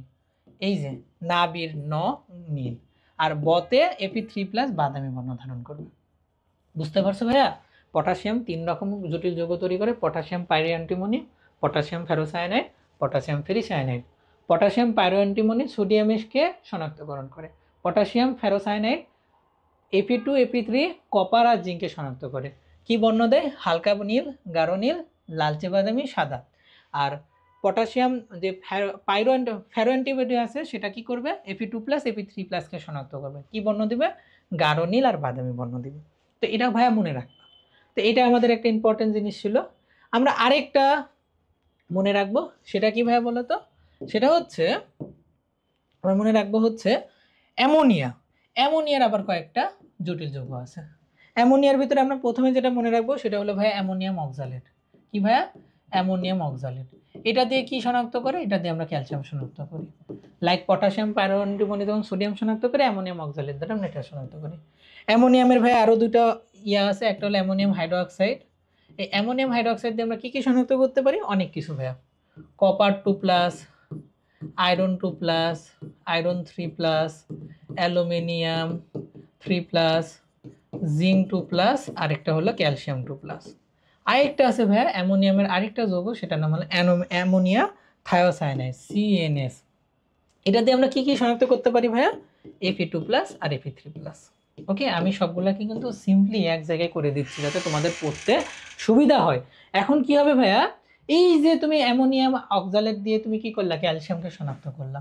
অ্যামোনিয়াম হাইড্রোক্সাইড দিয়ে কি কি করবা? এগুলাকে শনাক্ত করবা। কোনটা কি বর্ণ দিচ্ছে এটাই আমাকে জানা লাগে। মনে রাখো, কপার এখানে নীল বর্ণ দেয়, ফেরাস এবং ফেরিক মাথায় রাখবো ভাইয়া। এখানে ফেরাস দিবে হলো, দুইটাই দিবে হলো সবুজ। ফেরাসের লাস্টের বর্ণ কি? স না, ফেরাস ওইখান থেকে সবুজ। ওকে, অ্যালুমিনিয়াম জিঙ্ক সবাই হলো সাদা পদক্ষেপ দেবে। কিন্তু মজার ব্যাপার হচ্ছে কি জানো, এখানে এই অ্যালুমিনিয়ামটা হলো জেলির মতো হয়, এই অ্যালুমিনিয়ামটা হয় গুড়ার মতো, গুড়া। আর এই অ্যালুমিনিয়ামটা হয় ভাইয়া হচ্ছে ধীরে ধীরে অধক্ষেপ পড়ে, ধীরে ধীরে অধক্ষেপ পড়ে। তাহলে দুইটাই সাদা, কিন্তু তিনটাই সাদা, কিন্তু ভিন্ন রকম সাদা। ফেরাস ফেরিক সবুজ আর কপার হচ্ছে নীল এখানে। আর অ্যামোনিয়াম সায়ানাইটে ফেরাস এবং ফেরিকের বর্ণ কি হবে? ফেরাসের কোনো বর্ণ থাকবে না, নাই। আর ফেরিকে লালচে বাদামি। তো আমরা এইভাবে কিন্তু আয়নগুলার কালার দেখে কোনটা কোন যৌগ সেটাকে শনাক্ত করতে পারি, বা এইভাবে আমরা শনাক্তকরণ করার ট্রাই করব। তাহলে এখন দেখো ভাইয়া, আমরা কিন্তু সবগুলো এমসিকিউ এখন পারবো। কি বলছে ভাইয়া বলো তো? এই যে তুমি দেখো আমরা কোথায় ছিলাম ভাইয়া? এই যে পটাশিয়াম পাইরোঅ্যান্টিমনি, এটা দিয়ে কোনটা শনাক্তকরণ করা যায়? আমরা সবার শুরুতেই পড়ছি ভাইয়া পটাশিয়াম পাইরোঅ্যান্টিমনি, K2Hg2O7, এটা দিয়ে আমরা সোডিয়ামকে শনাক্তকরণ করি। তাহলে আমাদের হয়ে গেল। পরের প্রশ্ন দেখো, অ্যামোনিয়াম অক্সালেট দ্রবণ, অ্যামোনিয়াম অক্সালেট দ্রবণ NaC2O4, এটা দিয়ে কি শনাক্ত করছি ভাইয়া? ক্যালসিয়ামকে শনাক্ত করছি। পরের প্রশ্নে আসো, কপার আয়নের দ্রবণে অধিক অ্যামোনিয়াম হাইড্রোক্সাইড দিলে কি বর্ণ দেবে? এই যে অ্যামোনিয়াম হাইড্রোক্সাইড, আমরা অ্যামোনিয়ামের 3টা পড়ছিলাম, ammonium cyanide, ammonium hydroxide, ammonium oxalate. Ammonium oxalate কপারকে গাঢ় নীল বর্ণ দিয়ে থাকে, মনে রাখবা। পরের প্রশ্ন, জিঙ্ককে নিশ্চিত করতে আমরা কি করছিলাম? দেখো আমরা পটাশিয়াম, আমরা যে পড়ছি পটাশিয়াম ফেরোসায়ানাইড, পটাশিয়াম ফেরিসায়ানাইড, আমরা পটাশিয়াম ফেরিসায়ানাইড দিয়ে Fe2 আর Fe3+ শনাক্ত করছি, আর ফেরোসায়ানাইড দিয়ে Fe2 Fe3, এই যে জিঙ্ক আর হচ্ছে কপার শনাক্ত করছি। তাহলে জিঙ্ক কোথায় আছে ভাইয়া? এই যে পটাশিয়াম ফেরোসায়ানাইডে। তাহলে এটাই হবে আমাদের অ্যান্সার। ওকে, তাহলে আমরা পরের প্রশ্নে চলে আসি ভাইয়া। দেখো 104 নম্বর কোশ্চেনে কি বলছে? সোডিয়াম আয়ন শনাক্তকরণে কোনটি ব্যবহার করা হয়? দেখো আবার সেম প্রশ্ন, পটাশিয়াম পাইরোঅ্যান্টিমনি।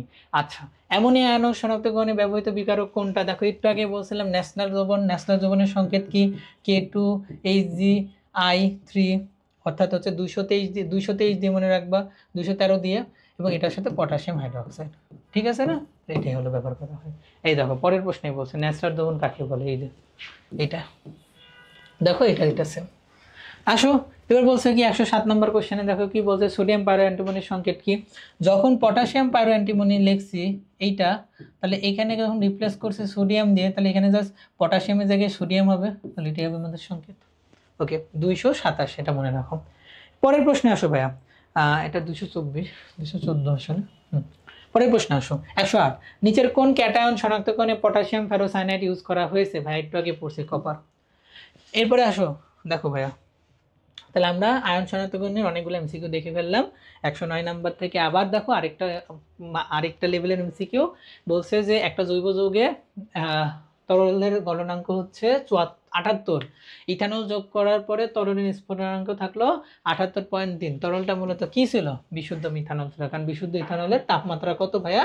এই 78.3 ডিগ্রি সেলসিয়াস। এইটার জন্য এটাই আমাদের অ্যান্সার হবে। ওকে, পরের প্রশ্নে আসো ভাইয়া, কি বলছে, যেসব জৈব যৌগ পানিতে অদ্রবণীয় এবং ফুটন্ত পানিতে বিয়োজিত হয় না, স্টিমে উদ্বায়ী হয়। কিসে উদ্বায়ী হয়? স্টিমে। তাহলে তার পৃথক করার পদ্ধতিকে বলবো স্টিম পাটন। শেষ। আসো পরের প্রশ্নে, দুটি ভিন্ন তরলকে কোনো দ্রাব্যতার মাত্রা কম থেকে বেশি, এই যে দ্রাব্যতার উপর ভিত্তি করে আমরা যে আলাদা করলাম, দ্রাব্যতার উপর ভিত্তি করে, তাহলে আমাদের বলবো দ্রাবক নিষ্কাশন। ডেফিনেশনের একটা ওয়ার্ড থেকে তুমি ওটাকে অ্যান্সারটা বার করতে ট্রাই করবা।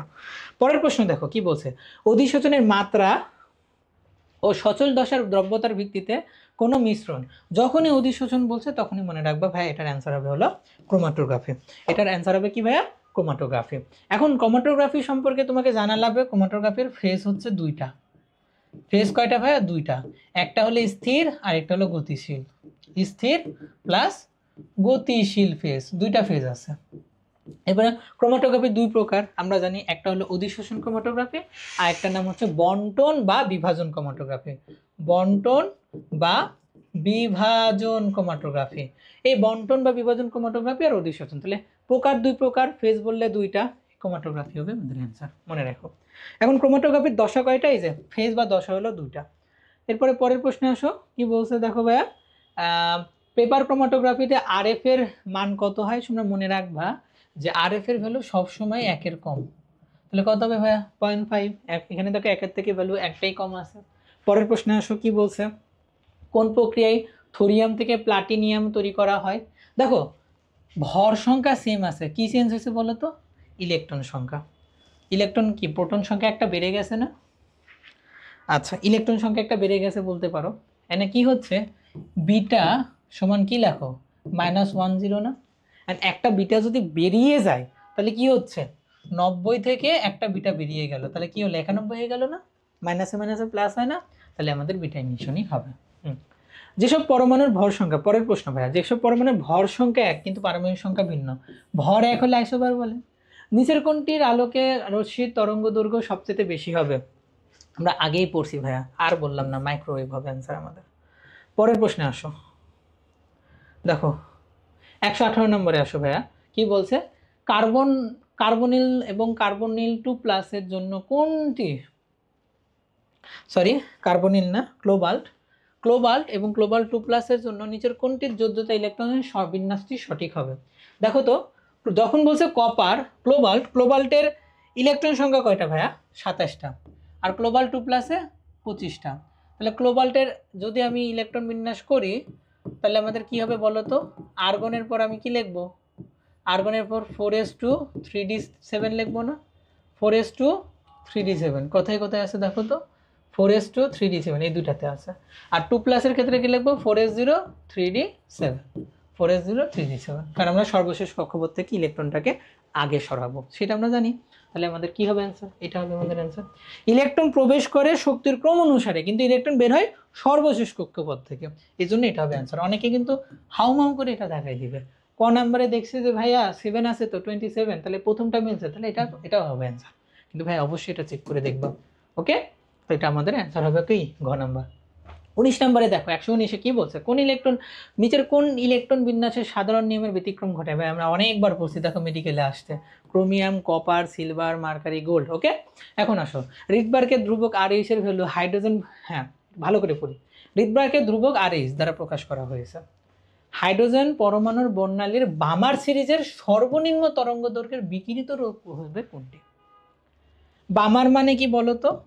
n1 এর ভ্যালু 2, যখন সর্বনিম্ন এটা যদি 2 নাম্বার কক্ষপথ হয় তার সর্বনিম্ন কক্ষপথ হবে কি পরেরটাই 3 নাম্বার। তাহলে n2 এর ভ্যালু কত হবে 3, তাহলে 1/n² 4, 1/n² 36, তাহলে কি হচ্ছে 9, তাহলে কি হচ্ছে 36, উপরে হচ্ছে 9 - 4 মানে হচ্ছে 5/36, তাহলে এটা হবে আমাদের অ্যান্সার। বুঝতে পারছো? আশা করি বুঝতে পারছো। ওকে, মানে জাস্ট মনে রাখো সর্বনিম্ন বললে হলো তার ঠিক ইমিডিয়েট উপরের কক্ষপথ থেকে ইলেকট্রনটা আসবে। সর্বোচ্চ বললে n2 এর ভ্যালু হয়তো ইনফিনিটিভ, সর্বনিম্ন বলছে তাহলে n2 এর ভ্যালু হবে কত n1 + 1, এটা মানে মাথায় রাখো তাহলে হবে। আচ্ছা, পরের প্রশ্নটা দেখো, আমরা অলরেডি পড়ে ফেলছি। কি পড়ছি দেখো, শিখা পরীক্ষায় গ্লোবাল ব্লু গ্যাসের ভিতরে সম্পূর্ণ সূচিত হয় হলো সোনালী হলুদ বা সোডিয়াম। পরের প্রশ্ন, লবণের দ্রাব্যতা গুণফল নির্ণয় কোন ধরনের দ্রবণ উপযোগী? আমরা জানি KSP = KIP হলে আমরা সেটা দ্রাব্যতা বের করি, এটাকে বলে স্যাচুরেটেড বা সম্পৃক্ত দ্রবণ। ওকে, বেশি হয়ে গেলে সুপার স্যাচুরেটেড বা অতিপৃক্ত হয় তখন অধক্ষেপ পড়ে, তাহলে অধক্ষেপ পড়বে এটা। আনস্যাচুরেটেড কখন? যখন KIP এর ভ্যালু << KSP, যখন KIP এর ভ্যালু <> KSP তখন হচ্ছে সুপার স্যাচুরেটেড। তো আমরা তিনটা কন্ডিশন জানি, স্যাচুরেটেড, আনস্যাচুরেটেড, সুপার স্যাচুরেটেড। ওকে, 123 দেখো ভাইয়া, দ্রাব্যতা গুণফল নিচের কোন ক্ষেত্রে প্রযোজ্য? মনে রাখবা ভাইয়া, আমরা দ্রাব্যতা গুণফল করি হলো গিয়ে দুর্বল বা স্বল্প দ্রবণীয় আয়নিক যৌগের ক্ষেত্রে। খুবই ইম্পর্টেন্ট, নট সমযোজী, আয়নিক যৌগ হইতে হবে ভাইয়া, তাহলে এটা হবে আমাদের অ্যান্সার। ওকে, এখন আসো পরের প্রশ্ন। 124 কি বলছে দেখো, পরমাণুতে অরবিটালের ধারণা নিচের কোনটি থেকে পাওয়া যায়? অবশ্যই পড়ে ফেলছি, কোয়ান্টাম বলবিদ্যা হয়ে গেছে, আউটবাউ নীতিও না, এখানে কোয়ান্টাম বলবিদ্যা হবে আসলে অ্যান্সার, অরবিটালগুলা কোয়ান্টাম বলবিদ্যা। আচ্ছা, 25 আসো, কোন আলোক রশ্মি তরঙ্গ দৈর্ঘ্য এত হলে তার বিকিরণ বর্ণ কত হয়? আমরা জানি বেনিয়াসহকলা, কোন তার তরঙ্গ দৈর্ঘ্য কত ভাইয়া? বেগুনি 380 থেকে শুরু, তারপরে কত হয় 450, এরপরে 425, 425 থেকে শুরু 450, 450 থেকে 500, সবুজ হলো 500 থেকে 575, আর হচ্ছে 575 থেকে 590 হলো নীল হলুদ, আর 590 থেকে 600 সামথিং, 600 ধরো 40 এটা, আর 640 থেকে 780 হচ্ছে আমাদের লাল। তাহলে বেনিয়া সহকলা, এই সিরিজটা মনে রাখবা, খুবই খুবই মেডিকেলের জন্য ইম্পর্টেন্ট। 380 থেকে 425, 425 থেকে 450, 450 থেকে 500, এরপর এটা 575 পর্যন্ত, 590, 640, 780। খেয়াল করে দেখো 440 ইজ দ্য রেঞ্জ অ্যাবাউট 500 থেকে 575, তার মানে এটা সবুজ হবে অ্যান্সার। পরের প্রশ্ন আসো, একটা পরমাণুর পঞ্চম শক্তি স্তরে সর্বোচ্চ ইলেকট্রন ধারণ ক্ষমতা কত? যখন প্রধান শক্তি স্তর তাহলে টুয়াইজ n², তাহলে কত 2 × 5², n এর ভ্যালু 5, তাহলে কত হবে 2 × 25 = হবে 50, এটাই আমাদের অ্যান্সার। পরের প্রশ্ন 127, 2p অরবিটালের জন্য NLM এর মান নিচের কোনটি হবে? ভাইয়া দেখো তো, 2p মানে n এর ভ্যালু 2, p এর ভ্যালু 1, l এর ভ্যালু কত +-1 আর 0, তাহলে এটা হবে আমাদের অ্যান্সার। সিম্পল, 3D উপশক্তি স্তর অনুমোদিত চৌম্বকীয় কোয়ান্টাম সংখ্যার মান কত? চৌম্বকীয় কোয়ান্টাম সংখ্যা ম্যাগনেটিক ভ্যালু m, যখনই বলছে d তখন d এর জন্য l এর ভ্যালু কত হয় ভাইয়া? l এর ভ্যালু হয় 2, l এর ভ্যালু 2 হলে +-2, +-1 আর 0 হয় হলো উপশক্তি স্তরে ম্যাগনেটিক কোয়ান্টাম নাম্বার। তার মানে কয়টা হচ্ছে টোটাল? 5টা। ওকে, পরের প্রশ্নে আসো ভাইয়া, 129 নম্বরে কি বলছে, নিচের কোন সময় সেটটিতে সময়ন প্রভাব আছে? খুবই গুরুত্বপূর্ণ মজার একটা কোয়েশ্চেন। দেখো তো, সময়ন কাদের ক্ষেত্রে থাকে বলো তো ভাইয়া?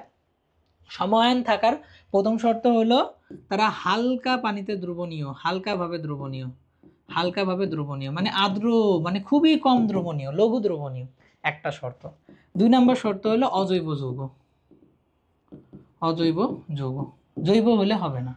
তাহলে খেয়াল করো তো, মিথেন কি জৈব যৌগ না? বাদ। এটাও জৈব যৌগ না? বাদ। এটাও জৈব যৌগ না? বাদ। তাহলে কি এটাই হবে আমাদের অ্যান্সার। প্রথমটা ফিল আপ করে, দ্বিতীয়টা ফিল আপ করে, মাথায় রাখবা, প্রচুর ইম্পর্টেন্ট মেডিকেলের জন্য। পরের প্রশ্নে আসো, ক্যালসিয়াম ফ্লোরাইডের দ্রাব্যতা দেওয়া আছে, দ্রাব্যতা গুণফল এই ফরম্যাটে থাকলে দ্রাব্যতা হয় 4s³, এস এর ভ্যালু দেওয়া আছে, তাহলে এখন তুমি 4 × 0.0002 × 3 করবা, যেটা হবে এই যে এটা হবে অ্যান্সার। নিজেরা করবা, অনেকগুলা করাই দিয়েছি। পরের প্রশ্নে আসো ভাইয়া, কি বলছে? যে অ্যালুমিনিয়াম সালফেটের দ্রাব্যতা গুণফল দেওয়া আছে, মোলার ঘনমাত্রা কত। অ্যালুমিনিয়াম সালফেট মানে 108 ইন্টু s⁵, এটা যখন যায় 1.5 ইন্টু 10⁻⁻5। তাহলে এটাও পারবো না তোমরা ভাইয়া? পারবো আশা করি। আচ্ছা, পরের প্রশ্ন আসো। ওকে, দেখো তো ভাইয়া আমরা মোটামুটি সবই পড়ে ফেলছি। দেখো সেম প্রশ্ন, এটা হোমওয়ার্ক, এটাও করবা তোমরা, নিজেরাই করবা, পারবা ইনশাল্লাহ। পঞ্চম শক্তি স্তরে অরবিটাল কয়টা থাকে ভাইয়া? শক্তি স্তরে অরবিটালের সূত্র কি? n square. তাহলে 5 স্কয়ার, তাহলে কত হয়? 5 স্কয়ার মানে 25, এই যে 25। ম্যাগনেসিয়ামের সর্ববস্তু কক্ষপথ, ম্যাগনেসিয়াম মানে হলো 12, 12 মানে হচ্ছে 3s2, 3s2 মানে n এর ভ্যালু 3, l এর ভ্যালু 0, m এর ভ্যালু, l এর ভ্যালু 0 হলে m এর ভ্যালু 0, আর s এর ভ্যালু হলো ±½ দেখো তো কোনটা মিলে? এটা মিলেছে না? এটা আমার অ্যান্সার। আই গেস বুঝতে পারছো, একই জিনিস বারবার পড়াচ্ছি। 135 আছে, ইলেকট্রনের কোন অরবিটালে থেকে স্থানান্তর ঘটলে বামার সিরিজের তৃতীয় বর্ণালী তৈরি হবে? বামার সিরিজ মানে n এর ভ্যালু, n1 এর ভ্যালু কত? 2, তাহলে n2 এর ভ্যালু কত হবে? n1 প্লাস তৃতীয় রেখা, তাহলে 3, n1 মানে 2 প্লাস 3, তার মানে কত? 5, তাহলে 5 থেকে 2টা নিয়ে আসো। বুঝতে পারছো? আচ্ছা, এখন আসো ক্রোমিয়ামের পরমাণুতে বিদ্যমান বিজোড় ইলেকট্রন আমরা অলরেডি একবার বের করছি 6টা। আচ্ছা, কি প্রশ্ন? এখন আসো দেখো 137-এ কি বলছে? আলোকরশ্মি ফোটনের শক্তি সর্বাধিক ইকুয়াল হলো hc/λ, যার তরঙ্গ দৈর্ঘ্য কম তার শক্তি বেশি। বেনিয়া সহকলা বেগুনি সবচাইতে কম ছিল তরঙ্গ দৈর্ঘ্য, তাহলে তার শক্তি কি হবে? সবচাইতে বেশি হবে। পরের প্রশ্ন, ক্রোমাটোগ্রাফিতে অধিসচনের মাত্রা মনে রাখবা ভাই, সবচেয়ে বেশি শক্তিশালী অ্যাসিড, তারপরে অ্যালকোহল, সবচেয়ে কম হলো অ্যালডিহাইড। অ্যাসিড, অ্যালকোহল, অ্যালডিহাইড, মাঝখানে অ্যামোনিয়া আছে। ওকে, অ্যামিনোমূলক। পরের প্রশ্ন, কোন পদ্ধতিতে ধানের তুষ হচ্ছে ভোজ্য তেল নিষ্কাশন করা হয়? তো মনে রাখবা যে কোনো অনেকগুলা নিষ্কাশন আছে, যেহেতু তুমি নিষ্কাশন করতেছো তাহলে অ্যান্সারটা কি হবে? নিষ্কাশন। শেষ। পরের প্রশ্ন, কোনটি অতিরিক্ত অ্যামোনিয়াতে দ্রবণীয় হয়? কপার 2+, অলরেডি আমরা পড়াই ফেলছি। পরের প্রশ্ন আসো, দেখো কি বলছে। লাস্ট প্রশ্ন, বাট অনেক important for medical admission test. অবিশুদ্ধ বেনজোইক অ্যাসিডকে বিশোধনের জন্য কোন পদ্ধতি ইউজ করবা? তো আমরা এটাকে মনে রাখি, উদ্যোপাতিত হয় যে পদার্থগুলাকে, সেটা হলো বেনির আগে কণা, বতে হলো বেনজোইক অ্যাসিড, তারপরে নতে হলো ন্যাপথালিন,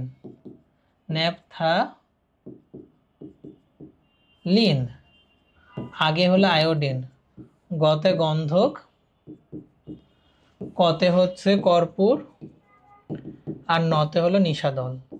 এইগুলা সবাই হলো উদ্যোপাতিত পদার্থতে ব্যবহার করা হয় বিশোধনের জন্য। তাহলে এটাই হলো আমাদের উদ্যোপাতন। তো ভাইয়া আমি মোটামুটিভাবে তোমাদেরকে সেকেন্ড চ্যাপ্টারের যতগুলো এমসিকিউ আছে উইথ বেসিক দেওয়া ট্রাই করছি ইনশাল্লাহ। তোমরা এগুলাকে প্র্যাকটিস করলে দেখবা তোমার জন্য অনুশীলনীগুলো সলভ করাটাও সহজ হয়ে যাচ্ছে। তো medical admission is like about তুমি কতটুকু ভালো মতো প্রিপারেশন নিতে পারো। তোমার প্রিপারেশন যত গোছানো হবে তোমার মেডিকেল অ্যাডমিশনটা তত ভালো হবে। আমি আমার একাডেমিক লাইফে এইগুলাকে ভালো মতো সলভ করছি, অ্যাডমিশনের সময় গেলে এইগুলা প্র্যাকটিস করছি, আলহামদুলিল্লাহ আমারও কাজে দিয়েছে। দেখো এখন আমি ঢাকা মেডিকেল কলেজে পড়তেছি। তো ইনশাল্লাহ তোমরাও পারবা। তো যারা ধৈর্য সহকারে দেখছো সবাইকে ধন্যবাদ। আসসালামু আলাইকুম ওয়া রাহমাতুল্লাহ।